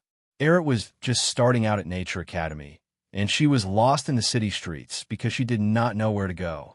That was after her mother died in the Anima attack, and she still had a great resentment for other people, so she found it hard to ask for directions when she was walking around the city.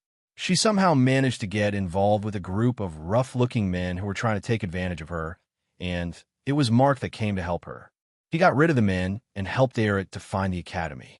It was just a coincidence that the both of them happened to be going to the same school, and they even ended up in the same class. After that day, Eric was always looking out for Mark, but she noticed that he was barely ever in class. He would skip class and go hide in the corridor to play games, or he would leave the school altogether to go out. Eric thought that he was leaving the school to go and join gang fights. And that was also what most of the students in the school thought, because of how dangerous Mark looked. But she now knew that Mark was going out there to get rid of Anima that appeared in different parts of the city. Eric began asking around the school for Mark whenever he was missing from class, and Eric didn't know when she began going out to look for Mark anytime there was a class, and he was not there. She always searched for him because she thought that she owed him for saving her back then, But as time went on, she slowly started to understand what sort of person he was, and she eventually became one of his closest friends. It became so easy for her to find him that the teachers would always send Eric out to look for Mark if they needed to talk to him, or if there was a class that he really needed to be in and he was not there. Eric knew that the teachers were afraid to talk to Mark, just like all the other students around, because of how tall and intimidating he looked. Mark literally stood at least one head above everybody in the school, so it was hard for the teachers to even reprimand him since they felt like children in his presence. But Eric wasn't afraid to talk to him. Someone that saved her life could never be a bad person. Eric said all of this to Talia, and by the time she was finished, she was already putting the batter into the pan. Talia's face scrunched up in confusion as she heard what Eric said. Talia did not understand how people could become close in the way that Eric just described, and she wondered if it was possible. Oh, so you and Big Brother Mark fell in love because he was always skipping class? Well, I have to skip class to find a husband. Eric scoffed in surprise as she almost burst out laughing right there. What sort of question was that? I don't think you have to do that. You can have a different story for finding a boyfriend. You don't have to follow our story since it is different for everyone. How will I know he's the right person? Grandpa always told me to stay away from boys because they are all demons. Talia looked down at her feet sadly as she mentioned James, and Eric felt her heart squeeze as she realized that Talia was going to start crying again. She came up to Talia and touched her knee. When Talia looked up at Eric, Eric smiled. When you find the one for you, you'll just know. You won't be able to stop thinking about him, and you'll want the best for him. When he looks at you, you'll feel this burning sensation in your stomach, like there are millions of sparks going off inside of you. He'll be there for you even when you don't know that you need someone to be there for you, and you'll always try your best to be there for him and support him when he needs it. You'll know. Talia was astonished by the intense emotions that Eric just described, and it managed to make her stop thinking about her grandfather for some time.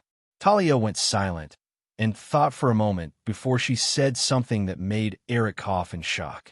Then, well, I marry Big Brother Mark. What are you talking about? Talia hummed and looked into space as she spoke. He's always there for me, and I feel safe when he hugs me. And he is very reliable and kind. If I'm going to marry someone like you described, then I want it to be Big Brother Mark. The voice inside of Eric's head was in the middle of an unbelievable fit of rage as it shouted at Eric like a mad woman. Kill her. Kill the fucking bitch. Mark is ours. Ours. There is no space for anyone else in his life. We should kill her and hide her body in the oven. Burn her body and bury the remains. Kill her. Kill her. Kill the fucking bitch. Mark is ours. Ours. There is no space for anyone else in his life. We should kill her and hide her body in the oven. Burn her body and bury the remains. Kill her. Eric's eyes changed into yellow slits for a moment as the sheer intensity of emotions almost made her lose her mind on the spot. But Eric immediately closed her eyes as she felt the change and tried to calm down. She stumbled to the side and put her hand on her forehead as she squeezed her face from the intense exertion. The voice in her head was relentless as it tried to make Eric kill Talia for what she said, but Eric tried her hardest to quiet the voice down and make it shut up. Eventually, Eric opened her eyes, and they were back to their normal black. Talia was staring at Eric in worry, but Eric just waved her worry away with a smile. She sighed as she slowly turned the pancakes over in the pan and allowed the sunny brown side to face up. That isn't love, Talia. You're just grateful to Mark. I felt the same way when he saved me from the men 2 years ago. It takes much longer for someone to fall in love, and you have to know them better as well. You'll find someone for you. I'm sure of it. Just not Mark. Mark is mine. Eric said all of this with a smile, but she left the last part out as she brought the pancakes out from the pan and laid them on plates. She knew that Talia was just a child, so Talia would not even understand the meaning of the word love. Talia was just curious, and Eric was more than happy to answer her questions. Eric was not going to kill Talia just because Talia said she could be in love with Mark. That was stupid. Talia seemed to be thinking about it seriously while swinging her legs back and forth, and she finally shrugged, jumped down from the cabinet, and ran into the living room. Erit watched her go far before she finally sighed in exertion as Talia left and bent down while leaning her back on the wall. That took a lot more energy than usual. It was becoming harder to stop the voice in her head from taking over her thoughts, and Erit didn't understand what was happening to her body. Erit raised her hand up and touched the bottom of her eyes as she wondered what happened to her just now. When the voice shouted very loud, Erit would feel her eyes change into something else. It was almost like a bloodthirsty part of her tried to come out, and Erit was only able to push it back by sheer will. What the hell was happening to her? Knock, knock, knock. A knock on the door snapped Erit out of her thoughts as she turned off the burner and walked out of the kitchen while cleaning her hand using a rag. Erit was wearing a pair of faded jeans and one of Mark's t-shirts with an apron over all of it. Her hair was tied in a messy bun behind her head, and she didn't bother loosening it as she walked over to the door and looked through the viewing hole to see who was there. The person on the other side of the door was wearing the delivery outfit of the City C Post Office Department. Blue shirt and black trousers with the image of a white bird on the left breast pocket. He had a cap on his head of black hair, but he was looking at the peeping hole with an exasperated look as he raised his hand to knock for a second time. In his hands, there was a brown box with a paper sitting on top of it. Erit opened the door before the man could knock again, and the man blinked in shock once he saw Erit's face. Erit noticed that his eyes flickered towards her scar immediately, but that didn't disturb her at all. The man's eyes immediately scanned over her entire body as if he were trying to devour her figure with his eyes, and Erit narrowed her eyes at him in annoyance. This was what always happened to her, and she was already fed up with it. The first thing people noticed about her was always her scar. It was like a beacon that drew people's eyes towards her. But immediately after glancing at her scar, they would then look at her body, and they would no longer mind the scar. It was almost like they were saying, the scar is bad, but with a body like that, it doesn't really matter. It disgusted Erit, and she hated meeting new people because of this exact situation that always occurred. What do you want? Once Erit spoke, the mailman's eyes immediately snapped back up to her face, and he swallowed slightly before he took a step towards her and tried to look composed once more. Yes, sorry, I'm looking for one Miss Erit Claiborne. Is that you? Yes, what is it? The mailman brought the box in his hand forward and told Erit that she should sign on the paper on top, and Erit raised a brow and asked him who the package was from. Mr. Howard Claiborne sent it, I think. It's been lying in our warehouse for 3 days now, and we've been unable to deliver it due to the anima attack that happened recently. We are terribly sorry for the delay. The mailman looked down at the package with some difficulty and read what was written on the forwarding note, and Erit's eyes widened in surprise as she heard her father's name. Erit hasn't spoken to her father in a few days now, and she was glad that her father was all right. She wondered what her father would think if he knew what happened to her the past few days. Erit's father always sent random things to her and marked for them to use in the house, and Erit was not surprised that he sent this. She simply signed the document on top and collected the box from him. Ugh! Erit almost fell over as the extremely heavy box threatened to throw her to the ground. When the world is in here? It was extremely heavy, and it almost felt like she was carrying a box filled with cement blocks. Erit quickly turned around and dropped it on the ground inside the apartment before it fell, and she missed the look of suspicion on the mailman's face as he watched her struggle with the box. By the time Erit turned back around, the mailman was already smiling again, and he gave her a nod while holding the tip of his cap.